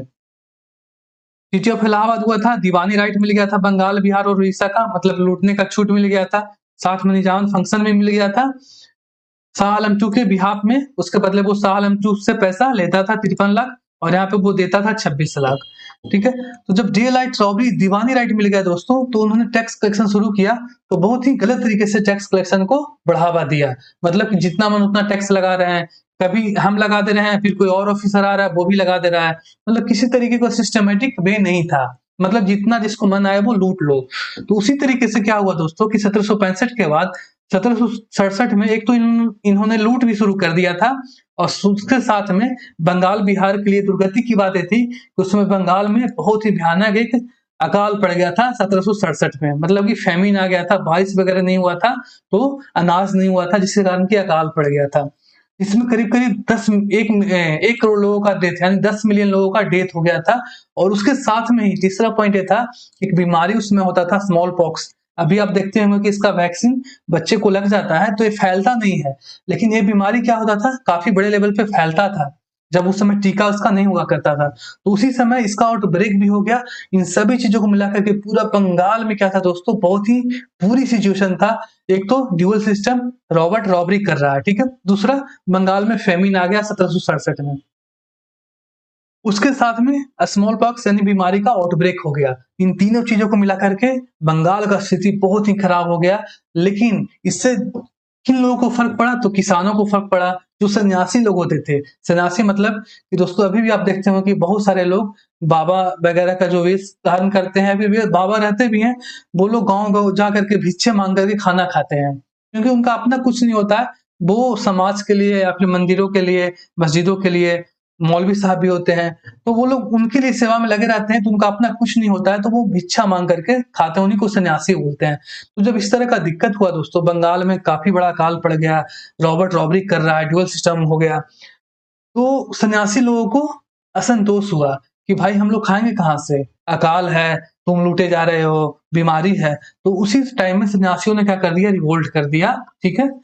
और रिवोल्ट करने वाले जो सन्यासी थे उनमें कुछ का नाम पूछा जाता है, तो बस 2 ही 3 नाम है, एक तो मूसा शाह हो गए, मंजू शाह फकीर हो गए, देवी चौधरानी, इनके ऊपर बहुत सारा क्वेश्चन पूछा जाता है, देवी चौधरानी, ठीक है? ये नाम को ध्यान में रखना है बिल्कुल। और पंडित भवानी चरण पाठक, ये भी नाम, ये 2 नाम को आप बिल्कुल ध्यान में रखेंगे और एक मूसा शाह को ध्यान में रखेंगे। ये लोग सन्यासी थे, ये लोग सबसे पहले अंग्रेजों के विरुद्ध लड़ाई रिवोल्ट स्टार्ट किए थे, इसीलिए रिवोल्ट इम्पोर्टेंट है। कब हुआ था? तो आप ध्यान में रखेंगे कि जो अकाल पड़ा था, मतलब 1765 के बाद 67 में अकाल पड़ा था और उसी टाइम यहाँ पे 70 के आसपास में ये लड़ाई शुरू हुआ था। इस तरीके मतलब ये रिवोल्ट स्टार्ट किए थे। रिवोल्ट ऑब्वियस सी बात है कि ज़्यादा बड़ा नहीं हो पाया क्योंकि सन्यासियों के पास संसाधन की कमी था। वो लोग ज़्यादा लेवल पे रिवोल्ट या फिर लड़ाई नहीं कर सकते थे, जैसे कि 1897 में हुआ था या फिर गांधी जी वगैरह के आह्वान पे जो लोग बाहर निकल जाते थे, तो उस तरीके की ताकत इनके पास नहीं थी। तो वो छोटे लेवल पे ही हुआ, लेकिन हाँ, इन्होंने कम संसाधन के बाद भी अपनी लड़ाई को अंग्रेजों तक पहुँचा दिया, लोगों के पास पहुँचा दिया कि भाई लोग तुमसे लूट रहे हैं, तुम लोग भी जागो। 20 नंबर पे आते हैं। Who was the Governor General of Bengal during the Bengal Famine of 1770? 1770 के बंगाल के काल के समय बंगाल का गवर्नर कौन था? मैंने आपको बताया पीछे एमसीक्यू में कि रॉबर्ट ने रॉबरी किया था, मतलब ड्यूअल सिस्टम किया था, ट्रीटी किया था। कब किया था? 65 में, पैसा साथ ले गया था, तो 65 में हुआ था ट्रीटी ऑफ इलाहाबाद। लेकिन दोस्तों रॉबर्ट जो क्लाइव था वो 67 में हट गया था। अब एक क्वेश्चन इंपॉर्टेंट इसलिए हो जाता है कि सभी लोगों को ध्यान में क्या रहेगा कि भाई उस समय कौन था? 65 में ट्रीटी ऑफ इलाहाबाद हुआ था और अकाल आया 70 में, तो उसके आसपास में रॉबर्ट क्लाइव ही होगा, लेकिन नहीं, क्लाइव 67 में हटा दिया गया था या फिर हट गया था। लेकिन उसके बाद कौन आया था? जॉन कार्टियर आया था, ठीक है? तो आंसर इसका क्या होगा? जॉन कार्टियर आया था और कार्टियर के समय में ही 1 करोड़ लोग कट गए थे, मतलब मर गए थे। ऐसे ध्यान में रखेंगे कि कार्टियर के समय 1 करोड़ लोग फैमिन में कट गए थे, मर गए थे, ठीक है? तो कार्टियर ध्यान में रखेंगे। 21 नंबर क्वेश्चन है, तो एक बार मैं यहाँ पे, हाँ चलो बिल्कुल सही चल रहा है। Which of the following princely state was not annexed by Lord Dalhousie under the doctrine of lapse? निम्नलिखित में से किस रियासत को डलहौजी ने हड़प नीति के तहत अपने अधीन नहीं किया था? कैसे याद करते हैं दोस्तों, किस किस स्टेट को किया था? एक काफी इंपॉर्टेंट क्वेश्चन है और अभी भी आप देखना कि 2025 में आरओ का एग्जाम हुआ है यूपी में, उसमें इसी से डायरेक्ट क्वेश्चन पूछा गया है। तो यहाँ पे कुछ कुछ स्टेट हैं जिनको की डलहौजी ने कब्जा किया था। कब किया था?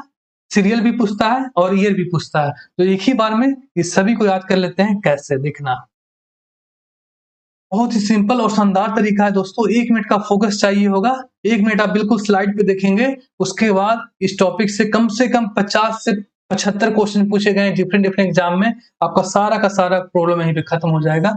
याद करते हैं, सबसे पहले आप देखना कि सैटरडे शाम को हाउस पार्टी हुआ था, उसमें आग लग गया और जेट स्प्रे से बुझाने का काम किया गया। जेट स्प्रे क्या होता है?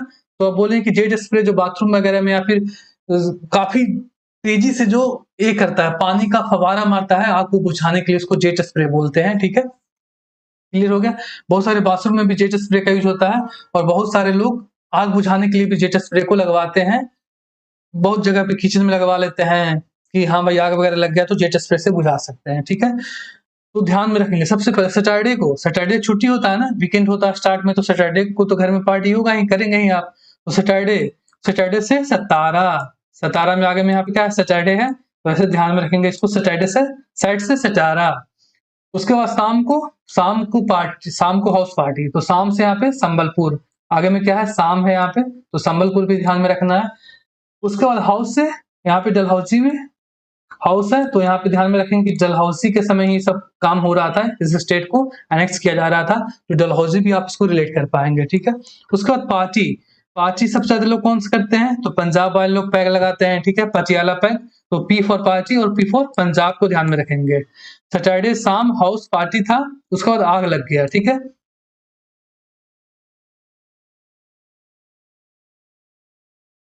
सो ये फॉर पेन, फिर से एक बार, यार पेन कहाँ पे चला जाता है, बहुत प्रॉब्लम कर रहा है पेन। तो यहाँ पे ए फॉर आग और ए फॉर अवध को ध्यान में रखेंगे, ठीक है। और जेट एक्सप्रेस से बुझाया गया आग लगने के बाद, ठीक है। तो जेट एक्सप्रेस यहाँ पे जेट है और जैतपुर में यहाँ पे जेट है, क्लियर होगा आपको। तो यहाँ पे जैतपुर, सैज, जेतपुर और यहाँ पे जेट एक्सप्रेस, तो इस तरीके से जैतपुर भी ध्यान में रहेगा। और बुझाना, बुझाना में यहाँ पे 4 स्टेट होगा बुझाना में, तो बुझाना लिख दिए यहाँ पे, आग बुझाना। बुझाना में सबसे पहले बी फॉर बगाट को ध्यान में रखना है, यू फॉर उदयपुर को ध्यान में रखेंगे, और झा फॉर यहाँ पे झांसी बनेगा, और ना फॉर यहाँ पे नागपुर बनेगा, ठीक है। एन ए फॉर आगे में नागपुर बनेगा। तो बुझाना में यहाँ पे 4 स्टेट, आग बुझाना। ए फॉर अवध हो गया, जेट एक्सप्रेस से बुझाए तो जेट जैतपुर, ठीक है। इसी सीरियल वाइज में ध्यान में रखेंगे, क्योंकि सीरियल भी पूछता है। बुझाना रखेंगे, बुझाना में 4 चीज, B for Bagaj, U for Udaipur, J से झांसी और एन से नागपुर ध्यान में आ जाएगा। उसके बाद इसका ईयर कैसे याद में करते हैं, तो ईयर याद करने के लिए दोस्तों यहाँ पे मैंने आपको पीछे के स्लाइड में डलहौजी का टाइम पीरियड याद करवाया था कि डलहौजी, हाउस है यहाँ पे और डल है, DULL डल। तो हाउस डल कैसे हो गया था, जब आपने 48 में यहाँ पे क्या है, टॉल है और एड है, तो टॉल एड छाप दिए थे पैसे के चक्कर में, तो हाउस कैसा हो जाता है, डल हो जाता है, खराब दिखता है टॉल एड छापने से। तो एड टार्लिस, यहाँ पे टॉल एड, टॉल एड यहाँ पे 48 ध्यान में रखेगा, और 56 से यहाँ पे आपको 56 में ध्यान में रखेगा। तो डलहौजी का टाइम पीरियड था 48 से 56, 1848, 17 आएगा नहीं, क्योंकि 1700 में इस समय डलहौजी मतलब गवर्नर जनरल का कॉन्सेप्ट ही नहीं था। 1948 में इंडिया आजाद हो गया था, तो 1900 भी नहीं आएगा, 1748 आएगा। इस सारी चीजों को मैं याद करवा चुका हूँ, इसलिए मैं यहाँ पे थोड़ा सा फास्ट हो रहा हूँ, ठीक है। तो 48 से 56 तक रहा था। अब आप देखना कि कहीं पे भी फिल्मों में भी या फिर किसी स्टोरी में भी बध क्या होता है, सबसे लास्ट में होता है। बध क्या होता है, सबसे लास्ट में होता है। तो अबध मतलब कि सबसे लास्ट में, ए बध, डलहौजी सबसे लास्ट में, अबध बध करेगा, ठीक है। कोई भी फिल्म आप देखते होंगे तो क्लाइमेक्स में क्या होता है, सबसे लास्ट में बध कर दिया जाता है विलेन का। तो ध्यान में रखना है कि बध सबसे लास्ट में होगा, यानी कि अबध सबसे लास्ट में आएगा। इसका लास्ट क्या था डलहौजी का, तो 56 था, यानी कि 1856 में अवध को इसने कब्जा किया था। बट क्वेश्चन क्या पूछता है कि मिस गवर्नेंस के ऊपर किया था कि डॉक्ट्रिन ऑफ लैप्स के ऊपर किया था। तो आंसर क्या होगा दोस्तों कि अवध को इसने डॉक्ट्रिन ऑफ लैप्स नहीं किया था, बल्कि क्या बोला था कि भाई यहाँ पे क्या है, मिस गवर्नेंस है, मतलब कि आप सरकार नहीं चला पा रहे हैं, तो ये सरकार, ये जो गवर्नमेंट है, ये जो अवध है, आप हमको दे दीजिए, ठीक है। तो यही क्वेश्चन पूछा जाता है बार बार। तो अवध के ऊपर वो डॉक्ट्रिन ऑफ लैप्स नहीं लगाया था, ठीक है, क्लियर हो गया। मिस गवर्नेंस किया था। और अवध, बध सबसे लास्ट में होता है, तो बध अवध सबसे लास्ट में करेगा, यानी कि 1856 में करेगा, क्लियर हो गया आपको। उसके बाद आते ही क्या किया था, सताना शुरू कर दिया था, ठीक है। डलहौजी आया था और आते ही जो डिफरेंट रियासतें थे उसको सताना शुरू किया कर दिया था। तो सतारा मतलब सता रहा था। सबसे पहले आने के समय सतारा शुरू कर दिया और जाते जाते 56 में बंद करके गया। तो सतारा सबसे पहले आएगा और अवध सबसे लास्ट में आएगा, यानी कि 48 में आएगा सतारा और अवध आएगा 56 में। क्लियर हो गया आपको। उसके बाद 49 में दो स्टेट आएगा, कौन सा, संबलपुर और कौन सा, जैतपुर, ठीक है। ये भी आपको ध्यान में रखना है। तो यहाँ पे एक पॉइंट क्लियर हो गया। और बुझाना में तो मैंने आपको बताया था कि सबसे पहले बघाट को 50 में, तो कैसे ध्यान में रखेंगे कि जो बैग है और हैट है आपका, टोपी है और बैग है, वो कितने का है, तो 50,000 का है, मोटा मोटी नंबर का, महंगा चीज है भाई, 50,000 का है। तो 50 आपको यहाँ पे 1850 बैगाज ध्यान में रखेंगे। उसके बाद एक कामन यहाँ पे आएगा, तो ये कामन यहाँ पे नहीं है, क्योंकि ये कामन रुपए आपने पूजा पाठ में खर्च कर दिए, तो ये कामन में यहाँ पे कोई भी रियासत को वो कब्जा में नहीं करेगा। बच गया 52, 53, 54, तो ये तीनों आपको 52, 53, 54 याद आ जाएगा, ठीक है। उदयपुर को 52 में, झांसी को 53 में, नागपुर को 54 में। बुझाना से, बुझाना बिल्कुल फोकस करना है दोस्तों। बी फॉर बघाट, बैग हेड कितना का, 50,000 का, तो 50 से आपको 1850 ध्यान में रखना है। एकावन कुछ है नहीं, क्योंकि 51 रुपए आपने चंदा दे दिया, 51 रुपए 11 रुपए इस तरीके से चंदा देते हैं। यू फॉर उदयपुर, उदयपुर को 52 में किया। जे फॉर झांसी 53 में किया। नागपुर, NA फॉर नागपुर 54 में किया। ठीक है, और यहाँ पे क्या कॉन्सेप्ट था कि डलहौजी ने आया और आते ही सबसे पहले सताना शुरू कर दिया। सतारा सतारा सबसे पहले 48 में आया और 48 में सताना शुरू कर दिया। जाते जाते सबसे लास्ट में क्या होता है, बध होता है। तो गया का 56 में, तो जाते जाते क्या किया, बध किया। सबसे लास्ट में तो अवध, अवध को किस पे किया, मिस गवर्नेंस किया। डॉक्ट्रिन ऑफ लैप्स नहीं लगाया इस पे, बाकी सारे पे क्या किया था, वो डॉक्ट्रिन ऑफ लैप्स लगाया था। इस तरीके से ध्यान में रखेंगे। तो क्वेश्चन हमारा क्या था कि निम्नलिखित में से, भाई तुम पेन यार, क्या तरीका है भाई, किसको इसने हड़प नीति के दिन नहीं किया था, तो अवध होगा। ठीक है, अवध को उसने बंद किया था किसके ऊपर, मिस गवर्नेंस के ऊपर। सीरियल मैंने आपको याद करवा दिया है। चलिए मूव ऑन करते हैं नेक्स्ट MCQ, जो कि है Warren Hasting establish the Calcutta madrasa in which year of the teaching of Mohammedan law. Warren Hasting ने मुस्लिम कानून की शिक्षा के लिए कलकत्ता मदरसा की स्थापना किस वर्ष की थी। सिंपल सा कॉन्सेप्ट है दोस्तों कि वॉन हेस्टिंग ने क्या किया था, दो तरीके का अदालत बनाया था। वरी हस्ती मैंने आपको कॉन्सेप्ट बताया था। यहाँ पे क्या है, वरी है और यहाँ पे हस्ती है। तो फौजी की दीवानी, वरी हस्ती। फौज से फौजदारी अदालत और दीवानी से यहाँ पे दीवानी अदालत, यानी कि दो तरीके का अदालत किसने बनाए थे, वरी हस्ती यानी कि वॉन हेस्टिंग ने बनाए थे। ठीक है, क्लियर। तो जब आप अदालत बना दिए तो जजमेंट के लिए मैंने आपको पीछे क्वेश्चन एक्सप्लेन किया है कि बहुत सारे जो काजी लोग होते थे, मौलाना लोग होते थे, उनको उसने जो फौजदारी अदालत डिस्ट्रिक्ट लेवल पे होते थे उनका हेड बना दिया गया था। क्योंकि अंग्रेजों को मोहम्मदन ला, जिसको कि फौजदारी अदालत फॉलो करता था मुस्लिम का ला, उनको जानकारी नहीं था। उनको तो बेचारे को ब्रिटिश का जानकारी होगा। तो वो उनको जानकारी जब ला का नहीं होगा तो वो अदालत को हिट कैसे करेंगे। जज बनने के लिए क्या चाहिए, आपको कानून का जानकारी चाहिए।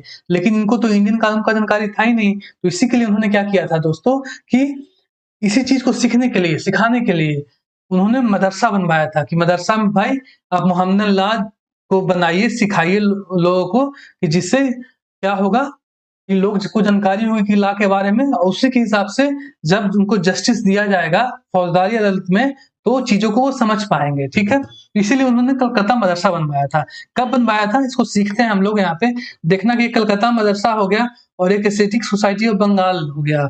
इन दोनों को हम लोग क्या करते हैं, एक ही साथ में सीखते हैं, क्योंकि इन दोनों को एक साथ में सीखना काफी आसान होता है। तो कलकत्ता मदरसा CM, शॉर्ट में इसको लिख सकते हैं C और M, कलकत्ता मदरसा। तो CM क्या होता है, बड़ी हस्ती होते हैं, बड़े लोग होते हैं भाई। CM किसी राज्य का चीफ मिनिस्टर। तो यहाँ पे वरी हस्ती, वॉन हेस्टिंग में यहाँ पे क्या है, वरी हस्ती है। तो आपको ये ध्यान में रहेगा। दूसरा और इसका ईयर याद करना है। तो ये दोनों जो 81 है 84 है, ये दोनों नंबर को हम लोग साथ में याद कर लेंगे। और 17 तो रहेगा ही, क्योंकि वॉन हेस्टिंग के समय, वरी हस्ती के समय ये एस्टेब्लिश हुआ था। तो कैसे याद करते हैं दोस्तों, यहाँ पे देखना कलकत्ता मदरसा है, यहाँ पे क्या है, लास्ट में कुत्ता है और यहाँ पे आगे में क्या है, मदरसा के आगे में मैड है। तो कुत्ता मैड, पागल कुत्ता, पागल कुत्ता स्टिंग। स्टिंग का मतलब क्या होता है, काटना। आप जिनको भी नहीं मालूम है वो गूगल में देखेंगे तो स्टिंग का मतलब क्या आएगा, काटना आएगा, चुहाना आएगा, गड़ाना आएगा, इस तरीके का वर्ड आएगा। तो यहाँ पे पागल कुत्ता मैड, मैड कुत्ता क्या कर दिया, स्टिंग कर दिया। ठीक है, स्टिंग कर देगा तो कहाँ कहाँ जाना पड़ेगा, तो आप बोलेंगे कि पागल कुत्ता के काटने से क्या होता है, रेबीज हो जाता है। और रेबीज होने के बाद कोई उपाय नहीं है, सीधे मोक्ष का प्राप्ति हो जाता है, मतलब सीधे लोग ऊपर चले जाते हैं। और हिंदू धर्म में मोक्ष का प्राप्ति कहाँ पे होता है, तो सीधे काशी में होता है। तो मतलब आपको काशी फिर जाना पड़ता है। समझ रहे हैं ना बात को। तो यहाँ पे कुत्ता मदरसा, मदरसा में आगे में मैड है, यहाँ पे कुत्ता है, पागल कुत्ता, स्टिंग मतलब काटना, और काटने के बाद सीधे कोई उपाय नहीं है, सीधे काशी, सीधे ऊपर मतलब। ठीक है, तो ये काशी, एकासी में यहाँ पे क्या है, काशी है। तो एकासी नंबर आपको ध्यान में रहेगा। अब कहीं कहीं पे इसको 80 भी बोलते हैं कि 80 में क्या था, मैक्सिमम जगह आपको 81 दिखेगा मिलेगा। जो भी आंसर 80 81 में रहे उसको आप टिक लगा लीजिएगा। तो ये कलकत्ता मदरसा, कुत्ता पागल वाला कॉन्सेप्ट मैंने आपको बता दिया। साथ में मैंने आपको CM का कॉन्सेप्ट भी बताया था। कलकत्ता मदरसा का शॉर्ट में लिख दिए CM, और CM क्या होते हैं, बड़ी हस्ती होते हैं। तो यहाँ पे वॉन हेस्टिंग आपको ध्यान में रहेगा। उसके बाद एस्थेटिक सोसाइटी ऑफ बंगाल, यहाँ पे बंगाल को मैंने बंगाल आई लगा दिया क्योंकि यहाँ से टिक बन जाएगा। तो देखो दोस्तों, यहाँ पे कुत्ता ने पागल होके काट लिया तो रेबीज को काशी जाना पड़ा। लेकिन केवल कुत्ता ही नहीं काटता है, हमारे समाज में बहुत तरीके के कुत्ते हैं। आदमी रूपी कुत्ता भी मौजूद होता है, जो कि आपको बीच बीच में चुभोएगा कि अरे क्या कर रहा है, कुछ नहीं हुआ इससे, ये पागल हो गया है, बुड़बक है। तो बहुत सारे लोग उस चीज को बर्दाश्त नहीं कर पाते हैं। तो यहाँ पे सोसाइटी है ना, एशिया की सोसाइटी, तो सोसाइटी के लोग जब गाली देते हैं, बंगाली मैंने कर दिया इसको याद करने के लिए, ठीक है। तो सोसाइटी के लोग जब गाली देते हैं, कोलकाता, कोलकाता में ही होगा, ठीक है, तो काटने के लिए दौड़ते हैं।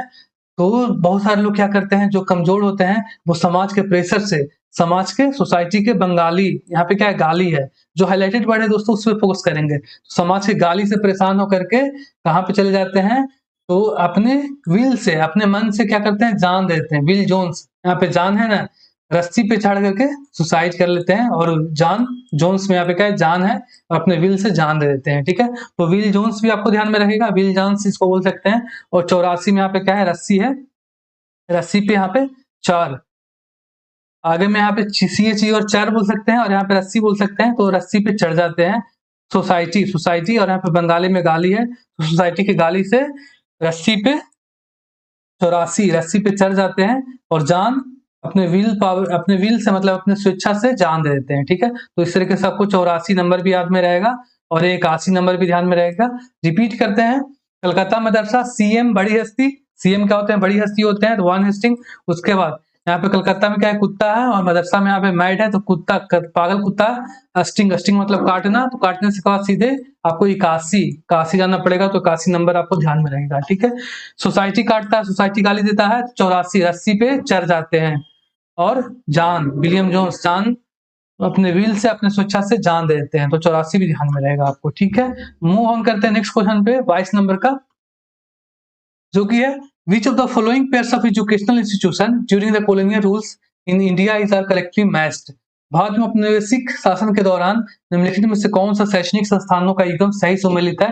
सबसे पहले है Sanskrit college at Banaras, Calcutta Madrasa, Fort William College. इन तीनों को मैच करना है, किसने किया था। अभी मैंने आपको बताया था कि CM क्या होते हैं, बड़ी हस्ती होते हैं, कलकत्ता मदरसा CM तो बड़ी हस्ती, इसका आंसर क्या होगा, वॉरेन हेस्टिंग होगा, ठीक है। उसके बाद ये भी मैंने आपको बताया था कि संस्कृत कॉलेज एट बनारस, इसको शॉर्ट में कैसे लिख सकते हैं हम लोग, Banaras BSc, Banaras Sanskrit college BSc, ठीक है। Banaras Sanskrit college BSc short में लिख दिया उसको। तो BSc में अगर आप एक कान से सुनेंगे, ठीक है, क्लास में आप एक कान से सुनेंगे तो क्या होगा, आप फेल करेंगे और आपको दुकान खोलना पड़ जाएगा।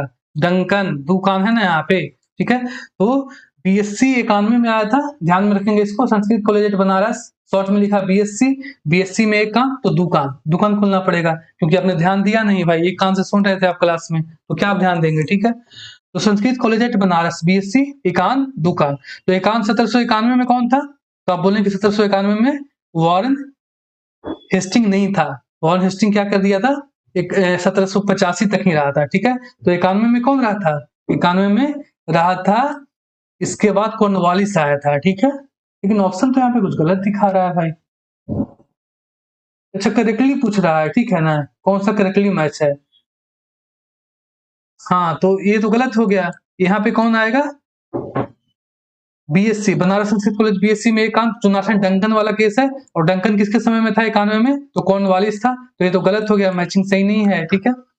उसके बाद तीसरे नंबर पे आते हैं fort William college. Fort William college में कौन था, तो यहाँ पे कैसे याद करें इसको, कि फोर्ट विलियम कॉलेज लिखा है मैंने, और यहाँ पे रिचर्ड ब्लेसली था, दो भाई थे दोस्तों, एक ऑर्थर ब्लेसली और एक रिचर्ड ब्लेसली। और MCQ के ऑप्शन में इसको कंफ्यूज करवाया जाता है, कहीं पे भी आपको ऑर्थर ब्लेसली दे दिया जाएगा, और कहीं पे भी आपको रिचर्ड ब्लेसली दे दिया जाएगा। तो ध्यान में रखना कि जो फोर्ट विलियम कॉलेज थे वो रिचर्ड ब्लेसली ने उसका स्थापना करवाया था, उस समय वो गवर्नर जनरल बना था, तो वो इसका स्थापना किया था। तो कैसे ध्यान में रखेंगे इसको, फोर्ट विलियम कॉलेज को कैसे ध्यान में रखना है, देखना आप यहाँ पे, जो कॉलेज के रिच बच्चे होते हैं, कौन होते हैं, रिच बच्चे होते हैं, ठीक है। जो वेले लोग होते हैं, आप कॉलेज में, आप मूवी में देखना कि जो पैसे वाले लोग होते हैं वो क्या होते हैं, रिच बच्चे होते हैं, वो पढ़ते नहीं है, वो वेले लोग इधर से उधर, कुछ लोग इसके पीछे कुछ लोग उसके पीछे घूमते रहते हैं, ठीक है। वो लोग जब उनको 0 नंबर आएगा, कॉलेज में 0 नंबर आएगा ना, रिच बच्चे हैं वो वेले बन जाते हैं, कॉलेज जाकर के बर्बाद हो जाते हैं, इसलिए उनको 0 नंबर आता है। और 0 नंबर आएगा तो वो कॉलेज में क्या करते हैं, फोर्ट किला बना देते हैं, मतलब कि किला मतलब लड़ाई झगड़ा करते हैं, बोलते हैं ना कि छावनी में तब्दील हो गया, ये जो जगह है वो किला में तब्दील हो गया। तो उसी तरीके से ये जो रिच बच्चे थे, रिचर्ड में आगे में क्या है, यहाँ पे रिच है, वो वेले बन जाते हैं, उनको 0 नंबर आता है। 0 से हम लोग क्या ध्यान में रखेंगे, 1800 में इसका स्थापना हुआ था, यहाँ पे 0 है ना, ठीक है।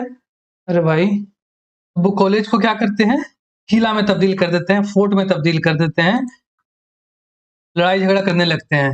रीच यहाँ पे फिर से रीच बच्चे को वेले लोग हो जाते हैं कॉलेज जाकर के, उनको 0-0 नंबर आता है, तो वो कॉलेज को किला में तब्दील करते हैं लड़ाई झगड़ा करके, है ना, फोर्ट में बदल देते हैं। इस तरीके से ध्यान में रखेंगे, ठीक है, लड़ाई झगड़ा का जगह बना लेंगे।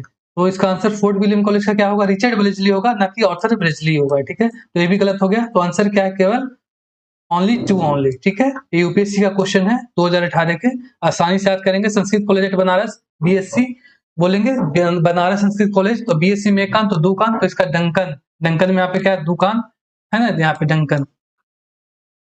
30 नंबर पे आते हैं। भाई तुम कुछ ज्यादा फॉलो नहीं कर रहे हो यार, मैं लिखूं कैसे, चलिए ठीक है। Which among the following was not one of the stage annexed to the British Empire by the Lord Dalhousie under the Doctrine of Lapse?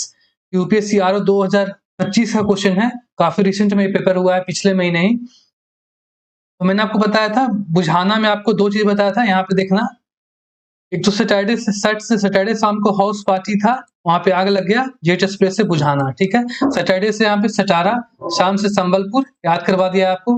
House से यहाँ पे डलहौजी, हौजी के समय सब हो रहा था। P for party, P for Punjab, ये केवल याद करवाने के लिए दोस्तों। यहाँ पे मत ये ऐसा मत समझना कि पंजाब में केवल पार्टी होता है, केवल लोग पीते हैं, नहीं, बिल्कुल भी नहीं, ऐसा नहीं है दोस्तों। एक चीज बन जाए जिससे कि आप लोगों को याद आ जाए, इसीलिए मैं सब बोल रहा हूँ, बाकी और ऐसा कुछ भी नहीं है। ए फॉर आग, आग लग गया था, और ए फॉर अवध, ठीक है। जेट स्प्रे, सेज, जैद, तो याद हो जाएगा। बुझाना में 4 चीज था, B for Bagaj, U for Udaipur, J for Jhansi, और एन फॉर नागपुर। जिसमें कौन सा नहीं है, कर्नाटक नहीं है, तो आंसर क्या होगा इसका, कर्नाटक। बाकी नागपुर था, झांसी था, सटारा था, ठीक है। सही आंसर क्या होगा, ऑप्शन ए होगा। मूव ऑन करते हैं नेक्स्ट एमसीक्यू 24 नंबर का। Who was the British resident of Awadh who supported Lord Dalhousie decision to annex Awadh in 1856? Awadh का वो ब्रिटिश रेजिडेंट कौन था जिसने 1856 में अवध को अपने अधीन करके लॉर्ड डलहौजी के फैसले का समर्थन किया था, ठीक है। तो इसका आंसर क्या होगा दोस्तों, इसका आंसर होगा आउटराम। आउटराम ने क्या बोला था, आउट हो जा, और नवाब अजीज अली को आउट करके अवध के ऊपर कब्जा कर लिया था। पीछे भी मैंने आपको डिस्कस किया था कि जब अवध के ऊपर कब्जा करना था तो उसने मिसगवर्नेंस का आरोप लगाया था अवध के नवाब के ऊपर, जो कि वाजिद अली शाह थे। वाजिद अली शाह को बुलवाया गया कि भाई आप सरकार नहीं चला पा रहे हैं, आपके राज्य में क्या है, बहुत ही प्रॉब्लम हो रहा है, तो आप राज्य हमको दे दीजिए, मैं चलाऊंगा सरकार और आपको पेंशन बना दूंगा, ठीक है। लेकिन वाजिद अली शाह इसके लिए रेडी नहीं थे, बट वो क्या करते, उनके पावर के ऊपर उनको झुकना पड़ा और उनको हटना पड़ा। तो 56 में उनको हटना पड़ा, और 57 में ही जब रिवोल्ट हुआ था 1857 का लड़ाई, तो उनकी जो वाइफ थी बेगम हजरत महल, वो लखनऊ से रिवोल्ट को लीड की थी। अपन सर आप ऐसे समझ सकते हैं, ठीक है। तो 54 में जो रेजिडेंट था, वो क्या बोलते, रेजिडेंट किसको बोलते हैं दोस्तों, तो मैंने आपको बताया था कि जब सब्सिडरी अलायंस होता था उसके बाद ब्रिटिश क्या करते थे कि जो राजा का कोर्ट होता था, उनके कोर्ट में एक अपने आदमी को रखते थे।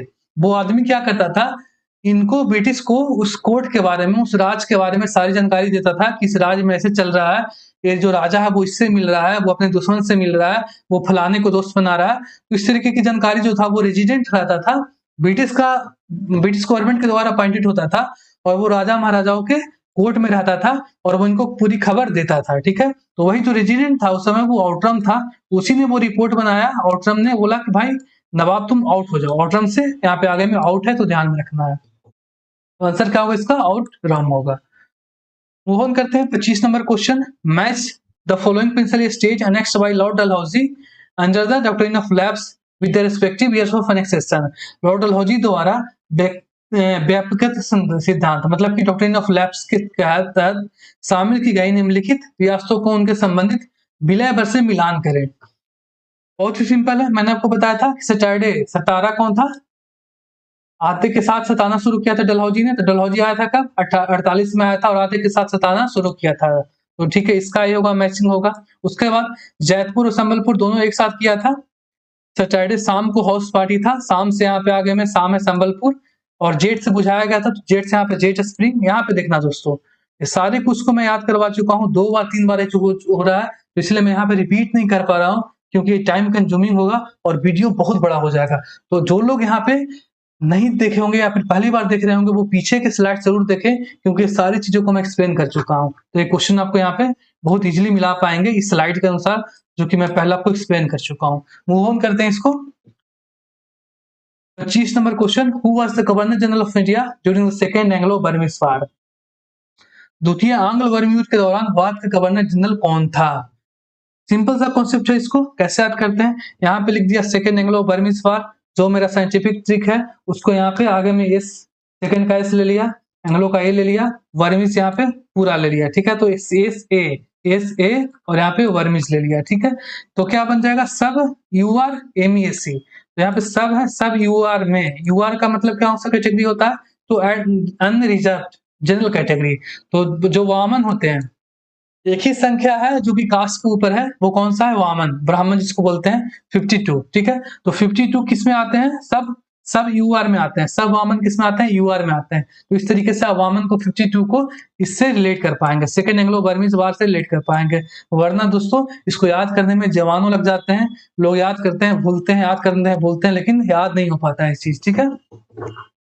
कैसे बनाया इसको, सेकेंड एंग्लो बर्मिज वार को इस तरीके से लिख दिया, एस ए और यहाँ पे वर्मिज लिख दिया, ठीक है। तो सब यहाँ पे आगे में क्या है, सब है, और यहाँ पे यू आर मतलब अनरिजर्व में है, तो वामन सब अनरिजर्व में आते हैं, ठीक है। एक बार फिर से देखना पड़ेगा इसको।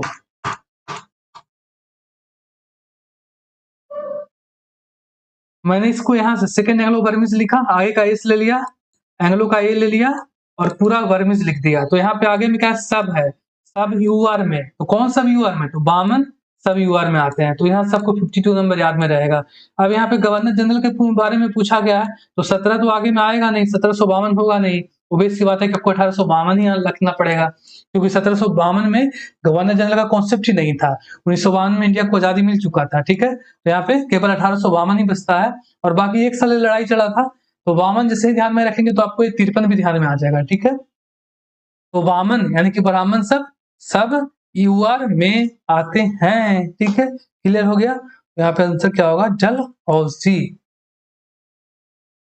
डलहौजी का जो कार्यकाल है मैं आपको याद करवा चुका हूं, इस टाइम पीरियड में लड़ाई हुआ था। 26 number question, who founded the Asiatic society of Bengal in 1784? पीछे मैंने आपको बताया था कलकत्ता मदरसा और एस्थेटिक सोसाइटी ऑफ बंगाली दोनों को साथ में याद करवाया था। यहाँ पे कुत्ता था और यहाँ पे मैड है, कुत्ता और मैड, पागल कुत्ता, यहाँ पे स्टिंग, स्टिंग का मतलब काटना, तो पागल कुत्ता काटने के बाद सीधे काशी जाना पड़ता है, मतलब आदमी का ये डेथ हो जाता है तो भाई मोक्ष के लिए कहाँ जाएगा, काशी ही जाएगा ना, ठीक है। तो ये काशी नंबर आपको ध्यान में रखना है। उसके बाद एस्थेटिक सोसाइटी, मैंने आपको बताया था कि सोसाइटी में केवल कुत्ता ही कुत्ता नहीं है, बहुत सारे कुत्ते हैं जो कि लोगों को गाली देते हैं, कमजोर लोगों को, और वो लोग सहन नहीं कर पाते हैं तो वो लोग रस्सी पे चढ़ जाते हैं। 84 में क्या है, यहाँ पे रस्सी, और यहाँ पे क्या है, चढ़ना, रस्सी चढ़ जाते हैं, और जान, जोन्स में क्या है, जान अपने विल से, विल मतलब स्वेच्छा से जान दे देते हैं, ठीक है। तो विल जोन्स के द्वारा किया गया था, 84 में किया गया था, आपको 1784 भी ध्यान में रहेगा, ठीक है। तो कौन सा इसका आंसर होगा, sir William Jones. Move on करते हैं नेक्स्ट एमसीक्यू, 28 नंबर का है ना, हाँ।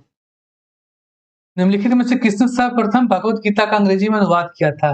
भगवत गीता का ट्रांसलेशन किसने किया था? किसने किया था? तो चार्ल्स विंकिस ने किया था। यहाँ पे मैं आपको बता रहा हूँ कि 84 में क्या हुआ था, एस्थेटिक सोसाइटी ऑफ बंगाल बना था। किस लिए बना था? यहाँ पे आप देख पा रहे होंगे इसके मीनिंग में, क्या सोसाइटी है, बंगाल है, एशिया का सोसाइटी है।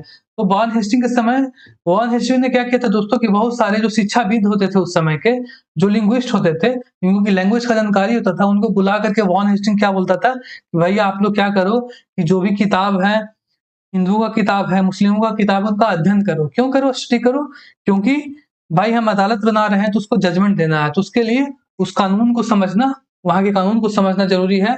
और जो कानून है वो कहाँ पे मिलेंगे, तो जो बुक है उनसे रिलेटेड, हिंदू से रिलेटेड जो हिंदू वाले बुक है, मुस्लिम से रिलेटेड जो मुस्लिम बुक है, उनको पढ़ो, स्टडी करो, और हमको बताओ कि हाँ कैसे क्या होता है। तो इसीलिए उसने क्या किया था कि एस्थेटिक सोसाइटी ऑफ बंगाल का स्थापना करवाया था। उसमें एक फाउंडिंग मेंबर क्या थे, चार्ल्स विंकिस भी थे। उन्होंने क्या किए थे, भगवत गीता को ट्रांसलेट किए थे। क्या, किसके लिए? तो भगवत गीता में क्या कहानी लिखा गया है, हिंदुओं के बारे में क्या लिखा गया है, हिंदू के कानून के बारे में क्या लिखा गया है, उसको सीखने के लिए, ठीक है।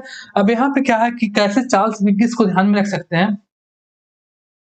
भगवत गीता का सार क्या है दोस्तों, यहाँ पे जो किंग्स, किंग्स मतलब सगे संबंधी हो, तो जो अर्जुन थे वो अपने किंग्स, किंग्स का मतलब क्या होता है, सगे संबंधी हो, तो किंग्स से लड़ाई करने में उनका विल पावर क्या हो गया था, लेस हो गया था। यहाँ पे लेस है, यहाँ पे विल है, यहाँ पे किंग्स है। तो ऐसे ध्यान में रखेंगे कि अर्जुन का अपने सगे संबंधियों से लड़ने का मन नहीं था, उनका जो विल था वो लेस हो गया था। तो इसी के लिए विल्स पावर को बढ़ाने के लिए भगवत गीता में जो भगवान कृष्ण थे वो अर्जुन को ज्ञान दिए थे, और वही जो ज्ञान था वो उतना बड़ा ज्ञान बन गया कि वो अपने आप में एक महाकाव्य बन गया। ठीक है, तो यहाँ से चार्ल्स बिंगिस को ध्यान में रखेंगे। क्लियर हो गया आपको? मूव ऑन करते हैं 27 नंबर क्वेश्चन। थोड़ा सा नंबर का जो कर्म है वो ऊपर नीचे हो गया है। तो who did the first English translation of Abhigyan Shakuntalam? Abhigyan Shakuntalam के ऊपर क्वेश्चन है कि किन्होंने अभिज्ञान शकुंतलम को इंग्लिश में ट्रांसलेट किया गया, किसने किया था? ठीक है, तो सिंपल सा दोस्तों इसको कैसे ध्यान में रखते हैं, थोड़ा सा कैमरा सही है क्या? हाँ चलो सही ही है, मैनेज हो जाएगा अपना। तो किसने किया था दोस्तों? मैंने अभी आपको बताया था कि एस्थेटिक सोसाइटी ऑफ बंगाल बनाया गया था। क्यों बनाया गया था? तो वॉन हेस्टिंग ने अदालत बनाया था, और अदालत को जजमेंट करने के लिए हिंदू और मुस्लिम का जो लॉ थे उनको समझने के लिए जो भी उनसे रिलेटेड पुराने किताब थे उन किताबों को वो इंग्लिश में ट्रांसलेट करा रहे थे, जिससे क्या हो कि जिससे उनको सोसाइटी के बारे में जानकारी मिले और वो जजमेंट देने में, कोर्ट में जजमेंट देने में उनको आसानी हो। ठीक है, तो अभिज्ञान शकुंतलम को इसी क्रम में ट्रांसलेट किया गया था। किसने किया था? तो यहाँ पे मैं दो बुक को साथ में करवा दे रहा हूँ। ठीक है, एक अभिज्ञान शकुंतलम है और एक गीत गोविंद है। ठीक है, और दोनों जो बुक है वो एक लव स्टोरी टाइप का बुक है। यहाँ पे शकुंतला जो थी वो सिद्धार्थ से, मतलब अपने राजा से जिनसे प्यार करती थी, वो अपने विल पावर से कैसे मिली थी उनके ऊपर ये बुक है। उसी तरीके से यहाँ पे गीत गोविंद में गोविंद जो भगवान कृष्ण है उनके लिए जो राधा का कितना प्यार था उनको दिखाया गया है। ठीक है, तो कैसे दोनों को याद करेंगे? दोनों लव स्टोरी के ऊपर है, और दोनों क्या है, विल पावर से अपने जान से कैसे मिलते हैं। मतलब राधा की जान कृष्णा और शकुंतला के जान कौन थे? सिद्धार्थ थे। तो कैसे अपने विल पावर से अपने जान से मिलते हैं उसी के ऊपर एक किताब लिस्ट है। तो यहाँ पे देखना विलियम में क्या विल है और यहाँ पे जोन्स में जान है। विलियम में विल है, जोन्स में जान है। तो विल पावर से अपने जान से मिलते हैं, और यहाँ पे भी गीत गोविंद में राधा जो है अपने विल पावर से अपने साहसिक प्रयासों से कैसे अपने जान से मिलते हैं उसी के ऊपर एक किताब लिखा गया है। तो दोनों को हम लोग साथ में याद कर लेंगे। दोनों लव स्टोरी पे है और दोनों अपने विल पावर से अपने जान से मिलते हैं। ठीक है, तो आंसर क्या होगा इसका? विलियम जोन्स होगा। और यहाँ पे ऑप्शन जो दिया गया था दोस्तों वो जॉन निकलसन दिया गया था, जो कि गलत ऑप्शन है। आंसर सही क्या होगा इसका? विलियम जोन्स होगा। ठीक है, थोड़ा सा मूव ऑन करेंगे नेक्स्ट एमसीक्यू 28 नंबर का। भाई 27, चलो ठीक है।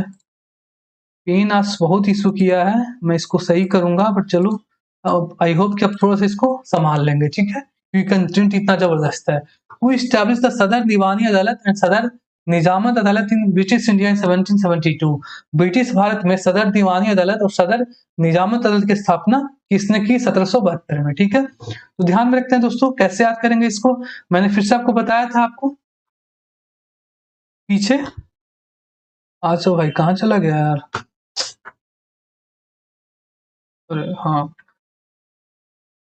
तो यहाँ पे क्या था दोस्तों, मैं इसको पेन का कलर चेंज कर लेता हूँ, यहाँ पे समझ में नहीं आ रहा है, रेज कर लेता हूँ। हाँ चलो अब ठीक है।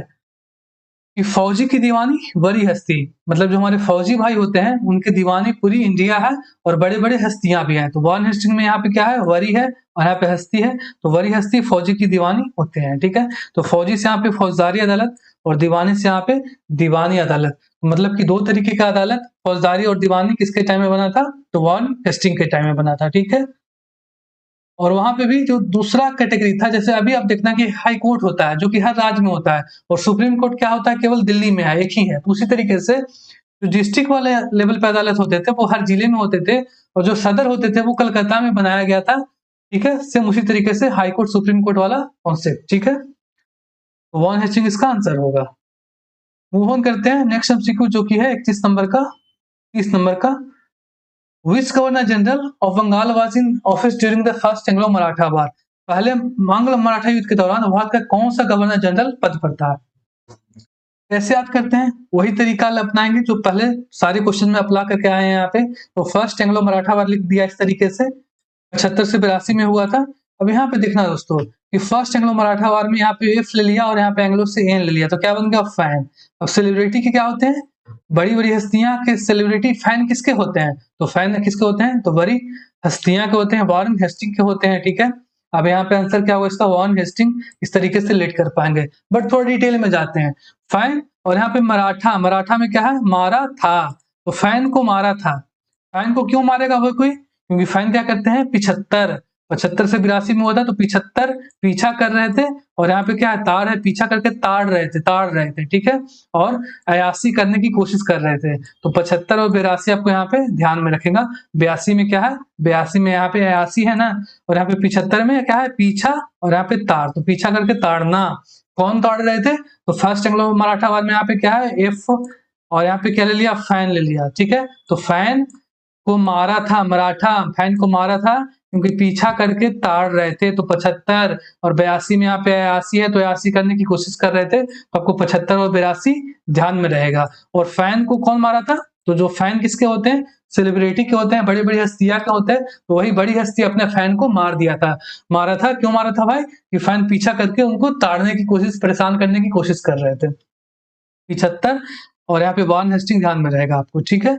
उसी समय लड़ाई हुआ था 1767 से 69 में, और 73 में रेगुलेटिंग एक्ट आया था। जीजी का कॉन्सेप्ट, 7 का पोजीशन क्या होता है? अल्फाबेट में जी होता है, और यहाँ पे जी, तो जी जी गवर्नर जनरल का कॉन्सेप्ट आया था। इस तरीके से ध्यान में रखेंगे, वॉरेन हेस्टिंग था यहाँ पे।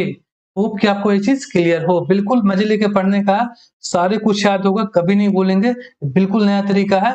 अभी आप देखना, जैसे ही आपको ध्यान में आएगा फर्स्ट एंग्लो मराठा वार, तो यहाँ पे क्या है? मारा था। भाई किसको मारा था? तो बड़ी हस्ती वॉरेन हेस्टिंग था वहां पे। किसको मारा था? अपने फैन को मारा था। तो फैन कहां से आएगा? एफ से आएगा, एफ, और यहाँ पे एंग्लो में ए एन है, दोनों को जोड़ के फैन बना दिए थे। पीछा करके तार रहा था, तो 75, 82, वॉरेन हेस्टिंग 17 में था, 1700 में, तो यहाँ पे 1700 ही आएगा, 1875 नहीं आएगा, ठीक है। मूव ऑन करते हैं 31 number question. Who presided over the Southern Nizamat Adalat established in 1772 at Murshidabad, which acted as a criminal appellate court in British India? 1772 में मुर्शिदाबाद में स्थापित सदर निजामत अदालत की अध्यक्षता किसने की थी?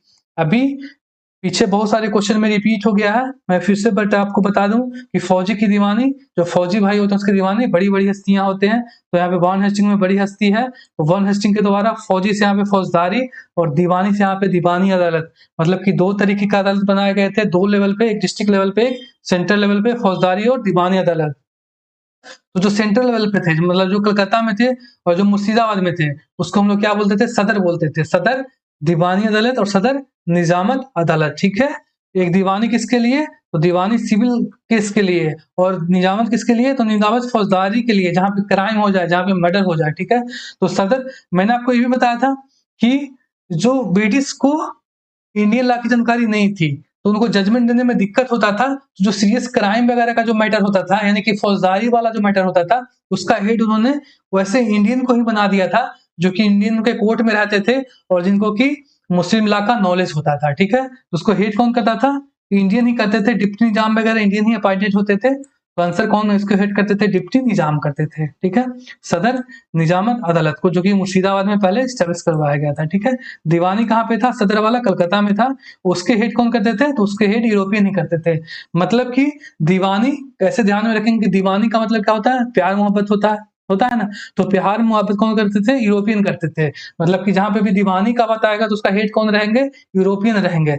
लेकिन जहां पे निजामत, मतलब फौजदारी लड़ाई झगड़ा का बात हो गया, तो वहां पे हेड किसको बना देते थे? भाई इंडियन को बना देते थे। बट कॉन्सेप्ट दूसरा है। क्यों करते थे इंडियन को? मैंने आपको बता दिया, क्योंकि इंडियन को ही वो लॉ की जानकारी थी, जो कानून सीरियस वाले क्राइम होते थे, तो इसी के लिए उन्होंने अपने हाथ में नहीं लिया था। वो ऐसे इंडियन जिनको किस बात की जानकारी थी, उनको हेड बना दिया गया था। 33, which Governor General of India signed the Treaty of Lahore in 1846, making the end of First Anglo-Sikh War? Bharat के किस गवर्नर जनरल ने 1846 में लाहौर की संधि पर हस्ताक्षर किए, जिसके अंदर प्रथम एंग्लो सिख युद्ध का अंत हुआ? दोस्तों ये लास्ट क्वेश्चन है, इसके बाद हम लोग रेस्ट लेंगे, फिर से नई वीडियो रिकॉर्ड करूंगा आपके लिए, और फिर आऊंगा आपके पास बिल्कुल जबरदस्त तरीके से। कॉन्सेप्ट यही रहेगा, सारा का सारा जी के जीएस आपको मैं क्लास में याद करवाऊंगा, तरीका यही रहेगा कि आप कभी नहीं भूलेंगे, ठीक है। कैसे याद करेंगे इसको? मैंने आपको यहाँ पे याद करवा दिया था, फर्स्ट एंग्लो सिख वार, यहाँ पे एफ, यहाँ पे ए, फर्स्ट ए फॉर एंग्लो, और यहाँ पे एस, पहले 3 वर्ड को ले लिया था तो फर्स्ट बन गया था एफएस। तो फर्स्ट एंग्लो सिख वार, ठीक है। तो फंसते हैं कहाँ पे, हार्ड दिन में, संघर्ष के दिनों में, बुरे दिनों में। तो हार्ड दिन से यहाँ पे हार्डिंगे को याद करेंगे। हार्डिंगे में यहाँ पे क्या है, हार्ड है और यहाँ पे दिन भी है। तो इस तरीके से हार्ड दिन में आप फंस गए थे, मतलब कि हार्ड दिन के समय, हार्डिंगे के समय फर्स्ट एंग्लो सिख वार हुआ था। क्लियर आपको? तो दोस्तों इंतजार करेंगे आप, दूसरा वीडियो भी आएगा, जल्द आएगा। और बिल्कुल इसी तरीके से सारे जीके चीज को मजे लेकर के साइंटिफिक तरीके से याद करेंगे। तब तक के लिए टाटा बाय बाय।